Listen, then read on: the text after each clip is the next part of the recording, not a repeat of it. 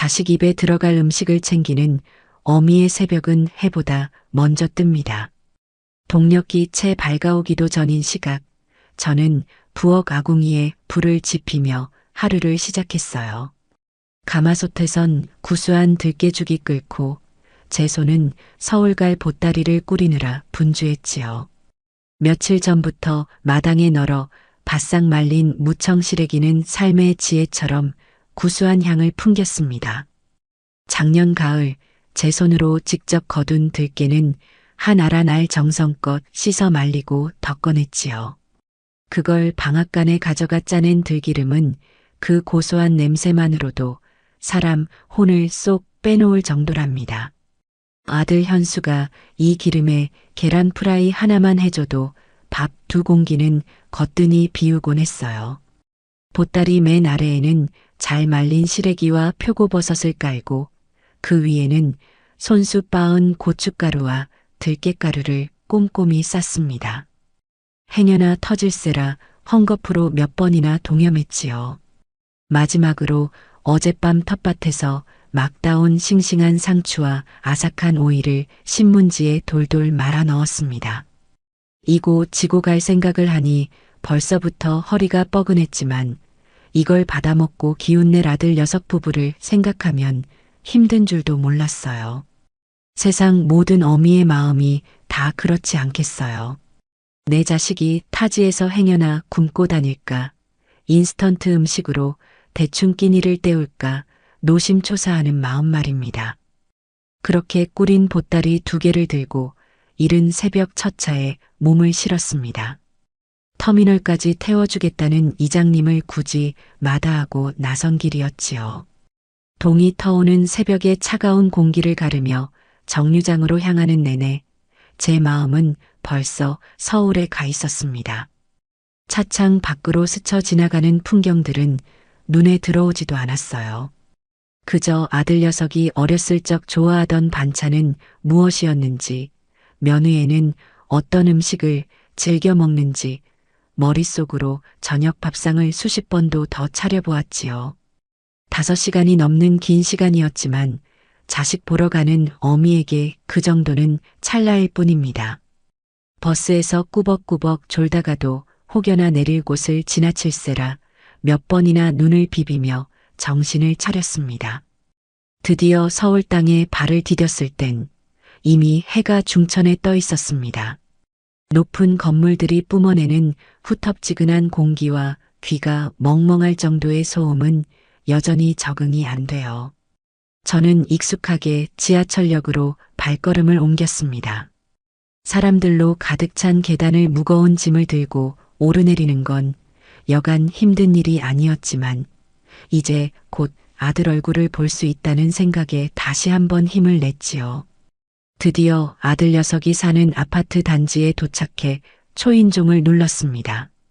딩동하는 소리가 어찌나 반갑던지요.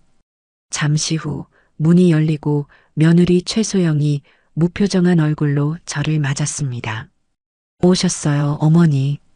그 목소리엔 먼 길 온 시어머니를 향한 반가움이나 애틋함 같은 건 한 톨도 섞여 있지 않았어요. 그저 매주 반복되는 귀찮은 행사를 치르는 듯한 의무감만이 느껴졌지요. 그래, 아가. 우리 현수는 아직 안 왔니? 네, 아직 퇴근 전이에요. 일단 들어오세요.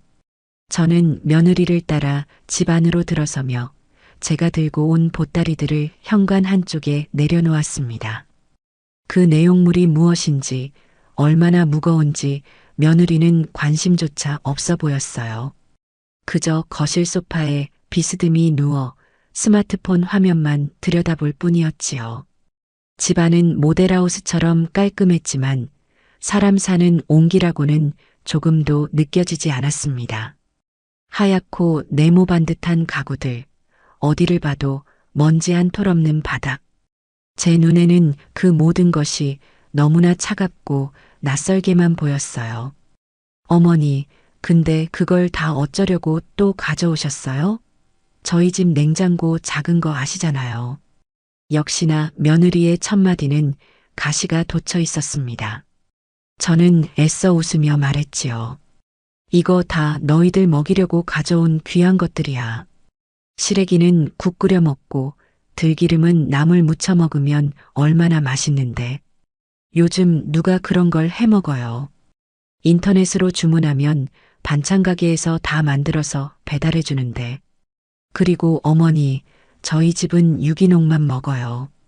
며느리는 제 정성을 유기농이 아닌 것으로 취급하며 단박에 선을 그었습니다. 제가 평생 땅 파서 자식들 먹여 살린 그 모든 세월이 유기농이라는 세 글자 앞에 하찮아지는 순간이었지요. 서운한 마음이 목구멍까지 차올랐지만 저는 꾹 참았습니다. 싸우자고 온 것이 아니니까요.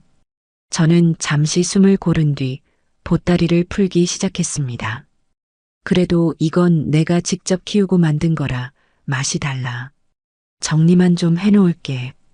제가 부엌에서 보따리 속 물건들을 꺼내 냉장고에 차곡차곡 정리하는 동안 며느리는 소파에서 꼼짝도 하지 않았습니다. 그저 제 움직임을 스마트폰 화면 너머로 힐끗힐끗 쳐다볼 뿐이었지요. 냉장고를 열어보니 안은 텅 비어 있었습니다. 배달 음식 용기와 마시다 남은 생수병 몇 개가 전부였어요. 이걸 보고도 유기농을 따지는 며느리의 말이 기가 찼지만 저는 아무 말도 하지 않았습니다. 그저 묵묵히 제 할 일을 할 뿐이었지요. 저녁 시간이 다 되어갈 무렵 아들 현수가 퇴근하고 돌아왔습니다. 아, 엄마 오셨어요? 그 녀석은 저를 보고 반가워했지만 그 반가움은 딱 거기까지였습니다. 제 옆에 서서 우리 엄마 힘들게 뭘 이런 걸 다 싸왔어라며 제 어깨를 주무르다가도 소파에 누워있는 아내의 눈치를 살폈지요. 며느리가 날카롭게 쏘아붙였습니다. 자기는 좋겠다. 어머님이 맨날 이렇게 바리바리 싸다 주셔서 난 이 많은 짐 정리하느라 허리 부러지는 줄 알았네. 하루 종일 소파에 누워 손가락 하나 까딱 않던 사람이 할 말은 아니었지요. 하지만 제 아들 녀석은 그 말에 아무런 대꾸도 하지 못했습니다. 그저 에이, 뭘 그런 걸 가지고 그래. 엄마 정성이잖아라며 어색하게 웃을 뿐이었어요. 저는 그 순간 깨달았습니다. 제 아들은 더 이상 제 아들이 아니라는 것을. 저와 아내 사이에서 중심을 잡지 못하고 그저 폭풍이 지나가기만을 바라는 줏대 없는 남편일 뿐이었지요. 곧이어 저녁상이 차려졌습니다. 며느리는 배달 앱으로 시켰다는 밀푀유나베와 파스타를 식탁 위에 늘어놓았어요. 제 눈에는 그저 정체 모를 흉내만 낸 음식으로 보였지만 아들 녀석은 오, 소영아 이거 맛있다. 당신 요리 솜씨가 나날이 느는 것 같아라며 칭찬을 아끼지 않았습니다. 며느리는 그제야 만족스러운 듯 웃으며 말했지요. 요리는 감각이에요, 어머니. 손맛 같은 구시대적인 말 말고요. 그리고 바로 그때였습니다. 며느리는 부엌으로 가더니 작은 접시 하나를 제 앞에 툭 내려놓았습니다. 그 위에는 누가 봐도 먹다 남은 듯한 살점은 반쯤 떨어져 나가고 기름은 허옇게 굳어버린 차가운 생선구이 한 토막이 올라와 있었어요. 저는 순간 제 눈을 의심했습니다. 내가 지금 무엇을 보고 있는 것인가? 김이 모락모락 나는 따뜻한 음식들을 앞에 두고 5시간 길을 달려온 시어미 앞에 내놓은 것이 고작 이 차갑고 비린 생선 토막이란 말인가? 제가 아무 말 없이 접시만 쳐다보고 있자 며느리가 스마트폰에서 눈을 떼지도 않은 채 무심하게 말했습니다. 어머니는 이런 거 좋아하시잖아요. 어제 먹던 건데 남기면 음식 쓰레기만 나오니까요. 그 말을 듣는 순간 제 머릿속에 무언가가 툭 하고 끊어지는 소리가 들렸습니다. 서러움, 분노, 배신감. 그 모든 감정이 한꺼번에 몰아쳐 숨을 쉴 수가 없었어요. 하지만 저는 울거나 소리치지 않았습니다. 그랬다가는 정말 이 자리에서 졸도해버릴 것만 같았거든요. 저는 조용히 젓가락을 들었습니다. 그리고는 차갑게 식어버린 생선살을 한 점 떼어 입으로 가져갔지요. 질기고 비린 맛이 입안 가득 퍼졌지만 저는 묵묵히 씹어 삼켰습니다. 한 점, 또 한 점. 저는 그 모욕 덩어리 같은 생선을 뼈만 남기고 전부 다 발라 먹었습니다. 제가 그러는 동안 아들은 안절부절 못하며 제 눈치만 살폈고 며느리는 여전히 제게 아무런 관심이 없었지요. 그날 밤 저는 손님방에 누워 밤새 한숨도 자지 못했습니다. 억울해서 분해서 잠을 이룰 수가 없었어요. 하지만 눈물은 나오지 않았습니다. 눈물 대신 차가운 결심이 제 가슴 속에서 단단하게 굳어지고 있었지요. 그래, 좋다. 니들이 나를 이렇게 대접했겠다. 내가 평생을 바쳐 지켜온 정성과 손맛이라는 가치를 그렇게 하찮게 여겼겠다. 그렇다면 나도 똑같이 돌려주마. 칼에는 칼로, 모욕에는 모욕으로. 하지만 너처럼 그렇게 치졸하고 천박한 방식은 아닐 것이다. 나는 내 방식대로 내 인생이 담긴 요리로 네가 얼마나 오만하고 어리석었는지 온 세상 사람들이 보는 앞에서 똑똑히 깨닫게 해줄 것이다. 그 차가운 생선 한 토막이 제 인생의 가장 뜨거운 전쟁을 알리는 신호탄이 될 줄은 그때는 며느리도 아들도 그리고 저 자신조차도 미처 알지 못했습니다. 그 모욕의 밥상을 받은 다음 날 저는 동이 트기도 전에 잠에서 깼습니다. 손님방에 곱게 깔린 비단 이불의 감촉이 마치 가시방석처럼 느껴져 하룻밤 새 온몸이 다 쑤시는 것 같았어요. 어젯밤의 일이 꿈이기를 바랐지만 입안에 남아있는 비릿한 뒷맛이 지독한 현실을 일깨워 주었습니다. 저는 조용히 일어나 부엌으로 향했습니다. 식탁 위에는 어젯밤의 흔적들이 그대로 남아 있었지요. 며느리가 차려낸 화려한 음식들은 거의 그대로 남겨져 음식물 쓰레기통으로 향할 운명이었고 제가 먹었던 생선 접시만 앙상한 뼈를 드러낸 채 덩그러니 놓여 있었습니다. 그 광경이 마치 우리 고부 사이의 현주소를 보여주는 것만 같아 씁쓸한 웃음이 나왔습니다. 잠시 후 며느리가 부스스한 얼굴로 부엌에 들어섰습니다. 저를 보고도 인사는커녕 냉장고 문을 열어 생수 한 병을 벌컥벌컥 들이켰지요. 어머니, 오늘 내려가실 거죠? 차표는 예매하셨고요. 며느리는 대놓고 제가 빨리 떠나기를 바라는 눈치였습니다. 저는 아무렇지 않은 척 대답했어요. 그래, 아침밥만 먹고 일어서야지. 제 말에 며느리는 인상을 팍 찌푸리더군요. 아침부터 무슨 밥이에요? 그냥 토스트나 드세요. 그러더니 식빵 몇 조각을 토스터기에 쑤셔 넣고 커피포트의 버튼을 눌렀습니다. 잠시 후 탄내가 진동하며 까맣게 그을린 식빵이 튀어올랐고 며느리는 아무렇게나 탄 부분을 칼로 긁어낸 뒤 제 앞에 던지듯 내려놓았습니다. 커피는 또 어찌나 맛이 없던지 맹물에 커피 향만 살짝 스치고 지나간 듯한 밍밍한 맛이었어요. 저는 그 맛없는 토스트를 꾸역꾸역 씹어 삼키며 생각했습니다. 요리는 감각이라고? 음식에 대한 최소한의 정성도 없는 주제에 감각을 논할 자격이나 있는 것인지. 아들 녀석은 출근 준비에 바빠 아침밥은 먹는 둥 마는 둥 하더니 제게 다가와 용돈이라며 엠벌로프스 하나를 쥐어주었습니다. 엄마 미안해. 어젯밤에 소영이가 좀 예민해서 그랬어. 네가 이해 좀 해줘. 녀석의 목소리에는 미안함이 담겨 있었지만 그 미안함의 대상은 제가 아니라 자기 자신과 이 불편한 상황을 만든 아내인 듯 했습니다. 저는 아무 말 없이 봉투를 받았지요. 그리고 현관을 나서는 제 등 뒤로 며느리가 아들에게 짜증 섞인 목소리로 말하는 것을 똑똑히 들었습니다. 자기 엄마 용돈까지 챙겨줘야 직성이 풀려. 우리 생활비도 빠듯한 거 몰라. 집으로 돌아오는 버스 안에서 저는 창밖만 하염없이 바라보았습니다. 지난밤의 분노는 어느새 차가운 결심으로 바뀌어 가슴속 깊은 곳에 자리를 잡고 있었어요. 며느리 최소영. 그 아이의 오만함은 어디서 나오는 것일까?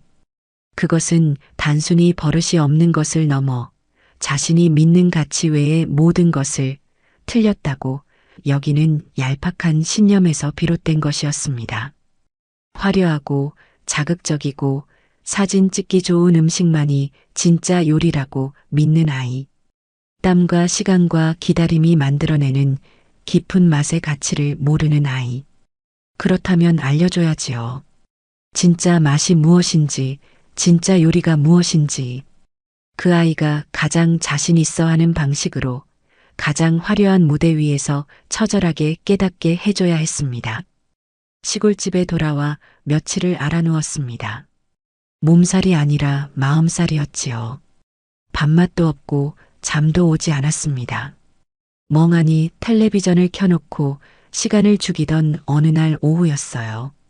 요란한 배경음악과 함께 화면에 화려한 자막이 떠올랐습니다. 대한민국 최고의 아마추어 요리사를 찾습니다. K셰프 챌린지 시즌 3. 젊고 세련된 요리사들이 나와 현란한 기술을 선보이고 심사위원들은 날카로운 평가를 쏟아냈습니다. 모든 것이 빠르고 화려하고 자극적이었지요. 저는 홀린 듯 화면을 바라보았습니다. 저것이 바로 내 며느리가 동경하는 세상이구나. 저곳에서는 내가 평생을 바쳐 끓여낸 공국보다 단 10분 만에 만들어내는 스테이크가 더 높은 가치를 인정받는구나.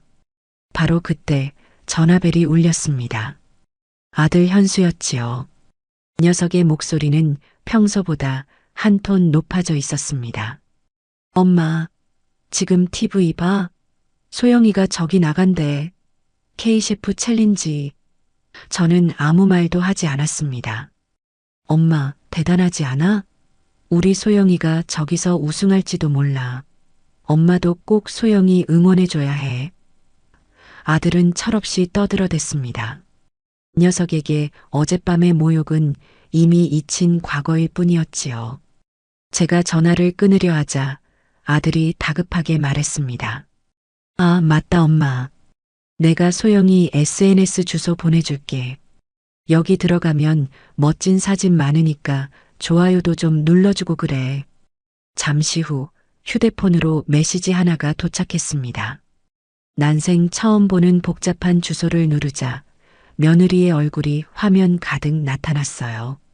온갖 화려한 음식 사진들, 그리고 그 옆에서 명품 옷을 입고 환하게 웃고 있는 며느리의 모습, 그리고 가장 최근에 올라온 게시물에는 이런 글이 적혀 있었습니다.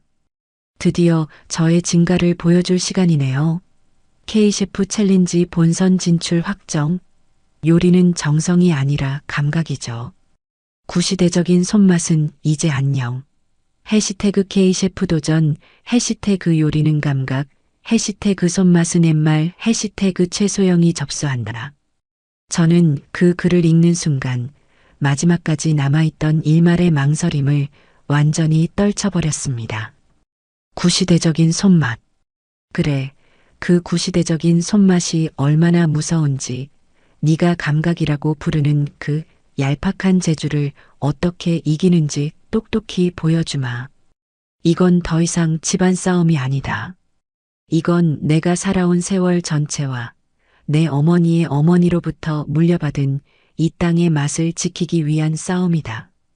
저는 젊었을 적 이 동네에서 잔치 음식으로는 저를 따라올 사람이 없다는 소리를 듣곤 했습니다. 마을에 큰일이 있을 때마다 저는 당연하다는 듯 부엌의 총책임자가 되었지요. 한 번에 100명이 넘는 사람들의 음식을 혼자서 도맡아 하기도 했습니다. 그때는 참 힘들었지만 제가 만든 음식을 맛보고 행복해하는 사람들의 얼굴을 보는 것만으로도 모든 피로가 사라지곤 했어요. 남편이 일찍 세상을 떠나고 혼자 아들 녀석을 키울 때도 저를 버티게 해준 것은 바로 음식이었습니다. 장을 담그고 김치를 담그고 나물을 무치며 저는 슬픔을 이겨냈습니다. 제게 음식은 단순한 끼니가 아니라 제 인생 그 자체였던 셈이지요. 제 어머니는 늘 말씀하셨습니다. 금자야, 간장은 살아있는 것이란다. 네가 정성을 쏟는 만큼 세월이 흐르는 만큼 더 깊고 귀한 맛을 내는 법이지. 그런 가르침을 받고 자란 저에게 며느리의 감각 타령은 제 인생에 대한 모독이나 다름없었습니다. 저는 자리에서 벌떡 일어났습니다. 그리고는 곧장 이장님 댁으로 향했지요. 마침 이장님 댁에는 서울에서 대학을 다니는 손주가 내려와 있었습니다. 저는 그 젊은 학생 앞에 앉아 제 인생에서 가장 어려운 부탁을 했습니다. K셰프 챌린지인가 뭔가 하는 거 나도 한번 나가보고 싶구나. 인터넷으로 신청하는 거라는데 네가 좀 도와줄 수 있겠니? 이장님 손주는 제 말에 눈을 동그랗게 뜨더니 이내 재미있다는 듯 웃으며 제 휴대폰을 받아들었습니다. 신청 절차는 생각보다 복잡했어요. 신상 정보를 적고 자기소개를 쓰고 요리 철학까지 적으라고 하더군요. 저는 이장님 손주가 묻는 말에 차근차근 대답했습니다. 요리 철학을 묻는 칸 앞에서 저는 잠시 고민하다가 입을 열었지요. 이렇게 적어주렴. 음식은 기억이고 정성은 세상에서 가장 위대한 양념입니다. 라고. 제 말을 받아 적던 학생의 눈빛이 사뭇 진지해졌습니다. 마지막 관문은 자신을 소개하는 동영상을 찍어 보내는 것이었습니다. 저는 이장님 손주를 데리고 제 부엌으로 갔습니다. 그리고는 제 인생에서 가장 자신 있는 요리를 시작했지요. 그것은 바로 흰쌀밥과 맑은 무국이었습니다. 화려한 요리를 기대했을 학생은 어리둥절한 표정을 지었지만 저는 아랑곳하지 않았습니다. 쌀을 씻는 법, 물의 양을 맞추는 법, 불 조절을 하는 법을 하나하나 설명하며 밥을 안쳤습니다. 무는 결대로 얇게 썰어 들기름에 달달 볶다가 집간장으로만 간을 해서 슴슴하게 국을 끓였지요. 카메라 앞에서 저는 이렇게 말했습니다. 세상에서 가장 어려운 요리는 매일 먹는 밥과 국입니다. 가장 기본적인 것에서 최고의 맛을 낼 수 있을 때 비로소 요리사라 불릴 자격이 있는 것이지요. 그렇게 제 출사표는 조용하지만 단단하게 세상에 던져졌습니다. 며느리는 상상조차 하지 못할 방식으로 저는 칼 대신 프라이팬을 들고 제 인생의 가장 큰 싸움을 준비하기 시작한 것입니다. 며칠 뒤 방송국으로부터 K셰프 챌린지 1차 예선에 합격했다는 연락을 받았습니다. 덤덤할 줄 알았는데 막상 합격 소식을 듣고 나니 심장이 두근거리고 손이 떨려왔어요. 70평생 처음으로 겪어보는 낯선 긴장감이었습니다. 저는 예선전이 열리는 날까지 매일같이 부엌에서 칼을 갈고 재료를 다듬으며 저 자신을 단련했습니다. 복잡한 요리를 연습한 것이 아니었어요. 그저 제가 평생 해왔던 것처럼 나물을 무치고 국을 끓이고 밥을 지었습니다. 기본을 더 단단하게 다지는 시간이었지요. 드디어 예선전 당일 저는 곱게 빗은 머리에 평소 가장 아끼던 외출복을 차려입고 서울에 있는 방송국으로 향했습니다. 스튜디오에 들어서는 순간 저는 제가 완전히 다른 세상에 발을 들였음을 직감했어요. 수십 개의 조명이 대낮처럼 환하게 공간을 비추고 있었고 천장과 벽에는 거미줄처럼 많은 카메라들이 번쩍이고 있었습니다. 참가자들은 모두 젊고 세련된 모습이었지요.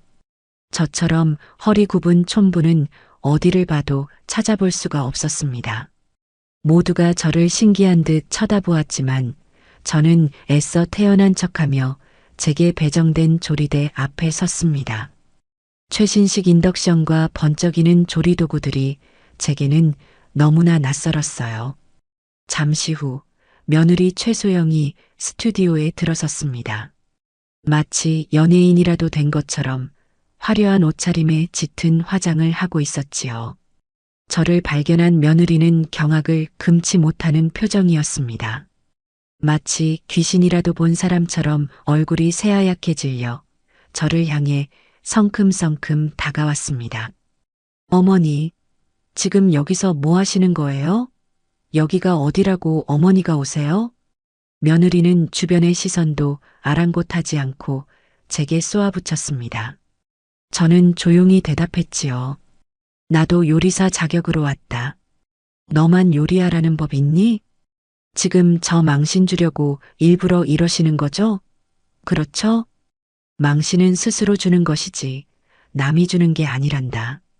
나는 내 음식을 하러 왔을 뿐이야. 네가 정말 자신이 있다면 남이 뭘 하든 신경 쓸 것 없지 않겠니? 제 말에 며느리는 아무 대꾸도 하지 못하고 입술만 깨물었습니다. 마침 촬영이 시작된다는 감독의 외침이 들렸고 며느리는 분이 풀리지 않은 얼굴로 자신의 자리로 돌아갔습니다. 그렇게 저와 며느리의 기묘한 대결은 시작부터 팽팽한 긴장감 속에서 막을 올렸습니다. 첫 번째 예선의 주제는 나의 소울 푸드였습니다. 자신의 인생이 담긴 음식을 만들라는 것이었지요. 제한 시간은 1시간. 시작 소리와 함께 모든 참가자들이 분주하게 움직이기 시작했습니다. 며느리는 온갖 서양식 재료들을 꺼내놓고 현란한 칼질을 선보였어요. 푸아그라, 트러플, 아스파라거스 같은 이름도 생소한 것들이었지요.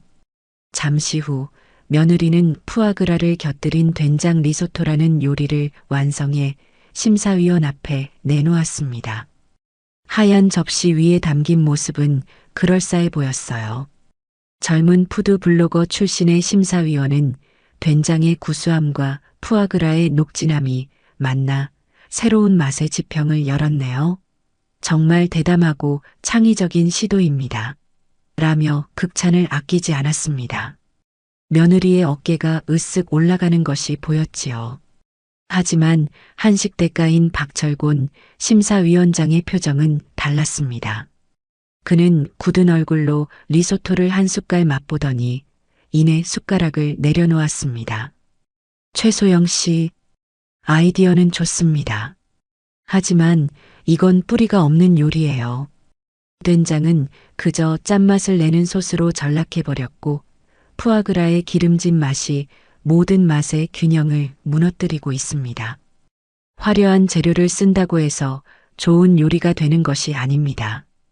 재료에 대한 깊은 이해가 먼저입니다. 그의 날카로운 지적에 스튜디오의 분위기는 순식간에 차가워졌고 며느리의 얼굴은 벌겋게 달아올랐습니다. 드디어 제 차례가 되었습니다. 제 조리대 위에는 흔하디흔한 쑥과 냉이 그리고 제가 집에서 가져온 된장과 들기름이 전부였습니다. 다른 참가자들은 저를 보며 수군거렸지요. 저 할머니는 저걸로 뭘 하려는 거지? 저는 주변의 시선에 아랑곳하지 않고 묵묵히 제 요리를 시작했습니다. 끓는 물에 쑥을 살짝 데쳐내 쌀가루와 버무려 시루에 안쳐 쑥버무리를 만들었고 남은 냉이로는 구수한 냉이 토장국을 끓여냈습니다. 그 어떤 장식도 기교도 없는 투박한 시골 밥상이었지요. 제가 완성한 음식을 들고 심사위원 앞에 섰을 때 관객석에서는 실소가 터져 나왔습니다. 며느리가 만든 화려한 요리와 비교되어 더욱 초라해 보였기 때문이지요. 하지만 저는 당당했습니다. 이것은 제 어머니가 그리고 그 어머니의 어머니가 평생을 바쳐 만들어 온 맛이었으니까요. 젊은 심사위원은 제 음식을 보고 이게 전부인가요? 라며 당황한 기색을 내비쳤습니다. 그때 박철곤 심사위원장이 먼저 숟가락을 들었습니다. 그는 냉이 토장국을 한 숟갈 떠서 맛보더니 그대로 눈을 감았습니다.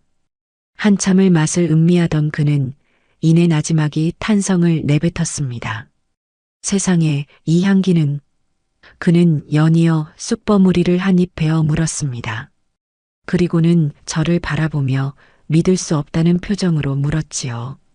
어르신, 이 된장은 직접 담그신 겁니까? 네, 심사위원장님. 해마다 담그는 겁니다. 이 들기름은요? 봄에 씨앗 뿌려 가을에 거둔 들깨로 직접 짠 기름입니다요. 제 대답을 들은 박철곤 심사위원장은 자리에서 벌떡 일어났습니다. 그리고는 다른 심사위원들과 관객들을 향해 말했지요. 여러분, 지금 여러분이 보시는 것은 단순한 음식이 아닙니다. 이것은 이 땅의 봄 그 자체입니다. 이 냉이의 쌉싸름한 향과 된장의 깊은 구수함, 그리고 쑥의 은은한 단맛이 어우러져 마치 꽁꽁 얼었던 땅이 녹아내리는 소리가 입안에서 들리는 듯합니다. 기교는 서툴지 몰라도 재료에 대한 존중과 음식에 담긴 진심만큼은 오늘 나온 그 어떤 요리보다도 훌륭합니다. 그리고는 저를 향해 단호하게 외쳤습니다. 합격입니다. 그의 외침에 스튜디오는 잠시 정적에 휩싸였다가 이내 우레와 같은 박수 소리로 가득 찼습니다. 저는 어리둥절한 채로 고개만 숙였지요. 제 뒤에서 며느리가 저를 노려보는 시선이 따갑게 느껴졌지만 저는 애써 외면했습니다. 그렇게 시골 촌부의 조용한 반란은 성공적으로 첫 발을 내디딘 것입니다. 이제부터가 진짜 시작이었지요. 1차 예선이 끝나고 저는 방송국이 떠나가라 화제의 중심에 섰습니다. 시간장 할머니, 자연의 요리사 같은 온갖 별명들이 생겨났고 인터넷에는 제 요리에 대한 칭찬과 며느리를 향한 비난의 글들이 넘쳐났습니다. 아들 녀석은 하루가 멀다 하고 전화를 걸어 엄마 제발 그만두시면 안 돼요? 소영이가 인터넷 댓글 보고 충격받아서 알아누웠어요 라며 울상을 지었지만 저는 단호했습니다. 네 아내가 상처받는 게 두려우면 애초에 남에게 상처 줄 행동을 하지 말았어야지. 이제 와서 내게 그만두라 마라 하지 마라. 2차 예선전이 열리는 날 저는 전보다 한결 담담한 마음으로 스튜디오에 들어섰습니다. 그런데 그날의 주제를 듣고 저는 제 귀를 의심하지 않을 수 없었어요. 2차 예선의 주제는 바로 환상의 궁합. 2명의 참가자가 한 팀이 되어 요리를 완성하는 것이었는데 시청률에 혈안이 된 제작진은 아니나 다를까 저와 며느리를 한 팀으로 묶어버린 것이었습니다. MC가 저와 며느리의 이름을 외치는 순간 스튜디오는 술렁이기 시작했고 며느리는 이건 말도 안 돼요. 어떻게 저 사람이랑 팀을 하라는 거예요? 라며 노골적으로 불만을 터뜨렸습니다. 저는 그저 묵묵히 며느리 옆으로 다가가 섰지요. 시작부터 삐걱거리는 불편한 동맹이 결성되는 순간이었습니다. 요리를 시작하기 전 제작진은 팀별로 사전 인터뷰를 진행했습니다. 좁은 방 안에 며느리와 단둘이 앉아 카메라를 마주하니 숨이 턱 막히는 것 같았어요. 작가가 며느리에게 팀워크에 대해 어떻게 생각하냐고 묻자 며느리는 저를 곁눈질하며 비꼬는 투로 대답했습니다. 글쎄요. 제가 잘 이끌어 봐야죠. 연세도 있으시니 제가 많이 도와드려야 하지 않겠어요? 그 오만한 태도에 기가 찼지만 저는 평정심을 잃지 않고 차분하게 대답했습니다. 맛있는 찌개는 서로 다른 재료들이 한데 어우러져 제맛을 내는 법이지요. 저도 우리 며느리 아가랑 맛있는 찌개 한번 끓여보도록 노력하겠습니다. 제 대답에 며느리의 얼굴이 살짝 굳어지는 것이 보였습니다.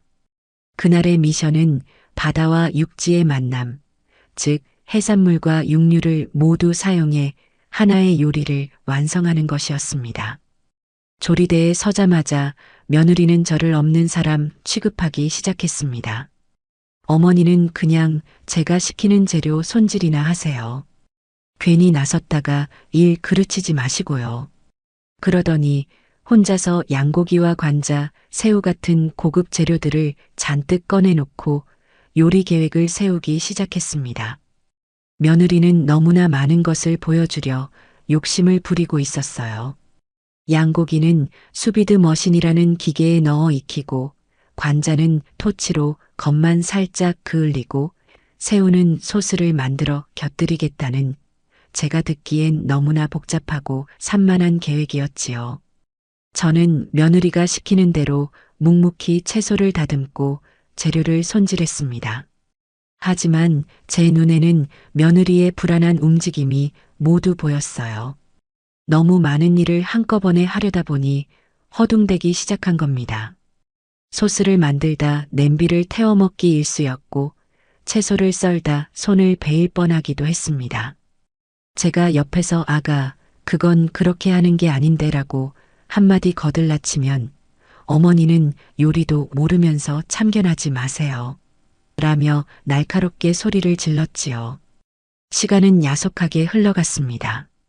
제한 시간의 절반이 지났을 때 며느리는 거의 울기 직전의 표정이었습니다. 수비드 기계에서 꺼낸 양고기는 너무 익어 퍽퍽해졌고, 토치로 그을린 관자는 타이밍을 놓쳐 새까맣게 타버렸습니다.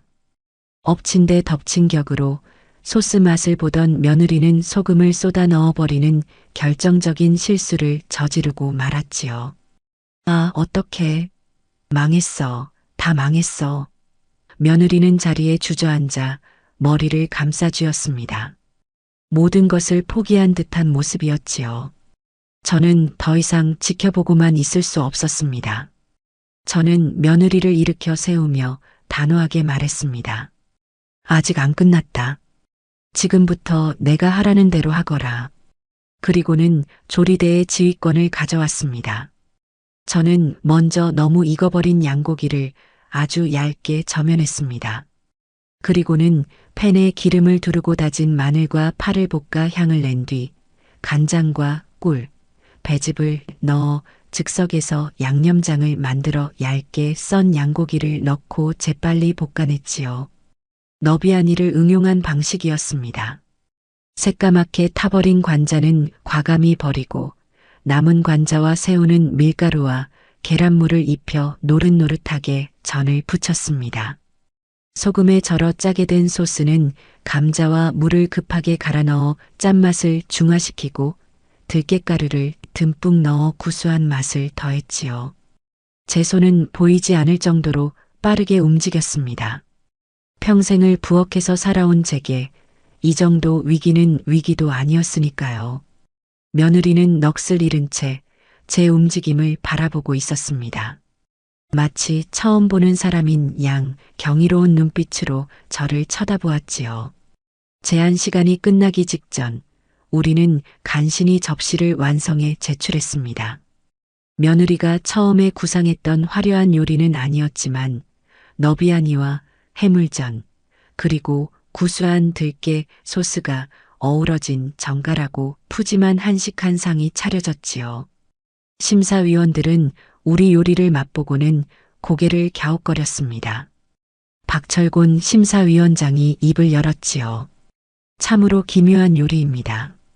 최소영 씨의 야심과 서금자 어르신의 지혜가 한 접시 안에서 싸우고 화해하는 듯한 맛이군요. 과정은 불안했지만 결과적으로는 아주 훌륭한 맛의 조화를 이뤄냈습니다. 특히 이 너비아니는 실패한 재료를 살려낸 어르신의 임기응변이 아니었다면 맛보지 못했을 겁니다. 결과는 합격이었습니다. 하지만 기쁨보다는 씁쓸함이 더 컸어요. 며느리는 합격 소식을 듣고도 저에게 고맙다는 말 한마디 하지 않았습니다. 그저 굳은 얼굴로 저를 스쳐 지나 대기실로 사라져버렸지요. 그 뒷모습을 보며 저는 긴 한숨을 내쉬었습니다. 잠시 후 주머니 속 휴대폰이 요란하게 울렸습니다. 아들 녀석이었습니다. 엄마, 봤어?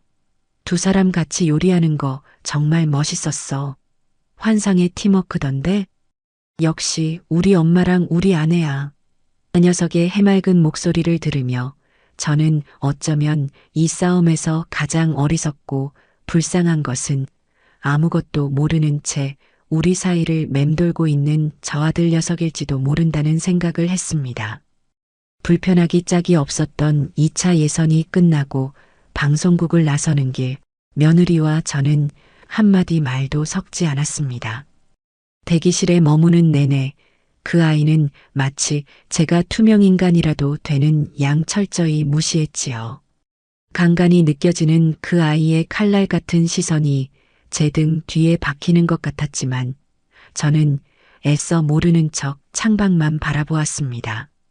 제작진은 어떻게든 우리 둘 사이에 흐르는 긴장감을 카메라에 담아보려 애썼지만 소용없는 짓이었어요.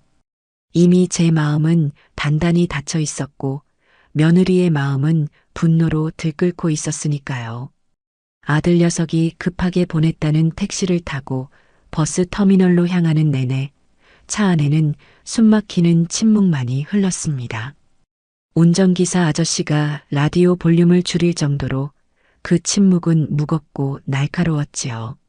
저는 그저 이 모든 소란을 뒤로하고 빨리 흙냄새 나는 제 집으로 돌아가고 싶다는 생각뿐이었습니다. 시골집에 도착해 흙먼지 묻은 신발을 벗고 마루에 들어서는 순간 저는 비로소 긴 숨을 내쉴 수 있었습니다. 서울의 번잡함과 방송국의 인공적인 불빛에 시달렸던 혼이 제자리를 찾는 기분이었지요. 저는 그 길로 옷도 갈아입지 않고 뒤뜰의 장독대로 향했습니다. 제게는 자식들만큼이나 소중한 공간. 그곳에는 제 인생의 희로애락이 담긴 수십 개의 항아리들이 저를 묵묵히 기다리고 있었습니다. 저는 항아리 하나하나를 마른 헝겊으로 닦아주며 안부를 물었습니다. 작년에 담근 고추장은 잘 익어가고 있는지, 재작년에 담근 된장은 더 깊은 맛을 내고 있는지. 항아리들은 말이 없었지만 저는 그들의 숨소리를 들을 수 있었어요. 장독대 가장 안쪽, 제 키만 한 커다란 항아리 앞에 섰습니다. 제가 시집 오던 해 낯선 시집살이에 하루하루 눈물 짓던 제게 시어머님께서 손을 잡아 이끌며 함께 담갔던 30년 묵은 시간장이었습니다. 그때 어머님은 제게 말씀하셨지요. 아가, 이 간장은 그냥 간장이 아니야. 우리 집안의 뿌리이자 역사다. 네가 이 장맛을 잘 지켜내면 어떤 어려움이 닥쳐도 우리 집안은 흔들리지 않을 것이다. 그날 이후 이 간장 항아리는 제게는 시어머님의 유언과도 같았습니다. 남편이 먼저 세상을 떠나고 혼자 현수를 키우며 막막했던 시절에도 저는 이 항아리를 보며 마음을 다잡았습니다. 혹독하게 추웠던 어느 겨울, 장이 얼어 터질까봐 밤새 짚을 태워 항아리를 감싸 안고 울었던 기억도 생생합니다. 저는 항아리 뚜껑을 조심스럽게 열었습니다. 30년의 세월이 응축된 깊고 달큼하고 향긋한 향이 제 온몸을 감쌌습니다. 저는 눈을 감고 그 향을 깊이 들이마셨습니다. 그래, 이 맛이다. 돈으로는 절대 흉내낼 수 없는 시간과 정성만이 빚어낼 수 있는 진짜 맛. 이 맛을 그 오만한 며느리에게 똑똑히 보여줘야 했습니다. 며칠간 저는 밭일을 하고 마을 사람들과 어울리며 평온한 시간을 보냈습니다. 저녁이면 동네 안악들이 저희 집 마루에 모여 앉아 두런두런 이야기를 나누곤 했지요. 제가 텔레비전에 나온 이야기는 이미 온 동네에 퍼져 있었습니다. 모두들 제 일처럼 기뻐하며 등을 두드려 주었지요. 옆집 순떡 엄마가 물었습니다. 형님, 근데 그 며느리는 왜 그렇게 못되게 군대요? 방송으로만 봐도 아주 그냥. 저는 그저 씁쓸하게 웃으며 말했습니다.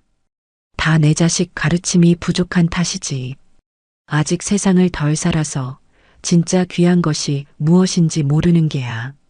저는 며느리를 흉보는 대신 제가 끓인 구수한 된장찌개와 갓 무친 나물을 대접했습니다.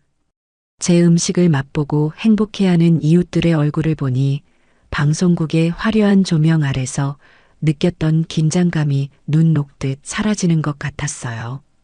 이것이 바로 내가 평생을 지켜온 맛의 힘이라는 것을 새삼 깨달았습니다. 그러던 어느 날 저녁 아들 녀석에게서 전화가 걸려왔습니다. 잔뜩 풀이 죽은 목소리였지요. 엄마, 큰일 났어. 다음 경연 주제가 시간이래. 소영이가 지금 완전히 무너졌어. 자기는 돈으로 살 수 있는 시간밖에 모른다고, 뭘 해야 할지 하나도 모르겠다고 며칠째 울기만 해. 저는 아들의 하소연을 묵묵히 들었습니다. 이 녀석은 어떻게든 제가 며느리에게 조언을 해주길 바라는 눈치였지만 저는 그럴 생각이 추호도 없었어요. 스스로 깨우치기 전에는 그 어떤 답도 자기 것이 될 수 없는 법이다. 그 아이가 정말 이기고 싶다면 답은 자기 자신 안에서 찾아야 할 게야. 저는 매정하게 전화를 끊었습니다. 잠시 후 아들이 보내온 사진 속에는 며느리가 주문한 식재료 목록이 빼곡히 적혀 있었습니다. 15년 숙성 발사믹, 블랙 트러플, 콤부차. 저는 그 목록을 보며 긴 한숨을 내쉬었습니다. 저 어리석은 것. 여전히 겉모습만 좇고 있구나. 시간의 무게를, 그 가치를 전혀 이해하지 못하고 있구나. 드디어 8강전이 열리는 날, 저는 다른 때보다 더 큰 항아리 하나를 조심스럽게 챙겨들고 서울로 향했습니다. 방송국 대기실은 그야말로 전쟁터 같았어요. 모두가 마지막 결전이라도 되는 듯 비장한 표정으로 각자의 무기를 점검하고 있었지요.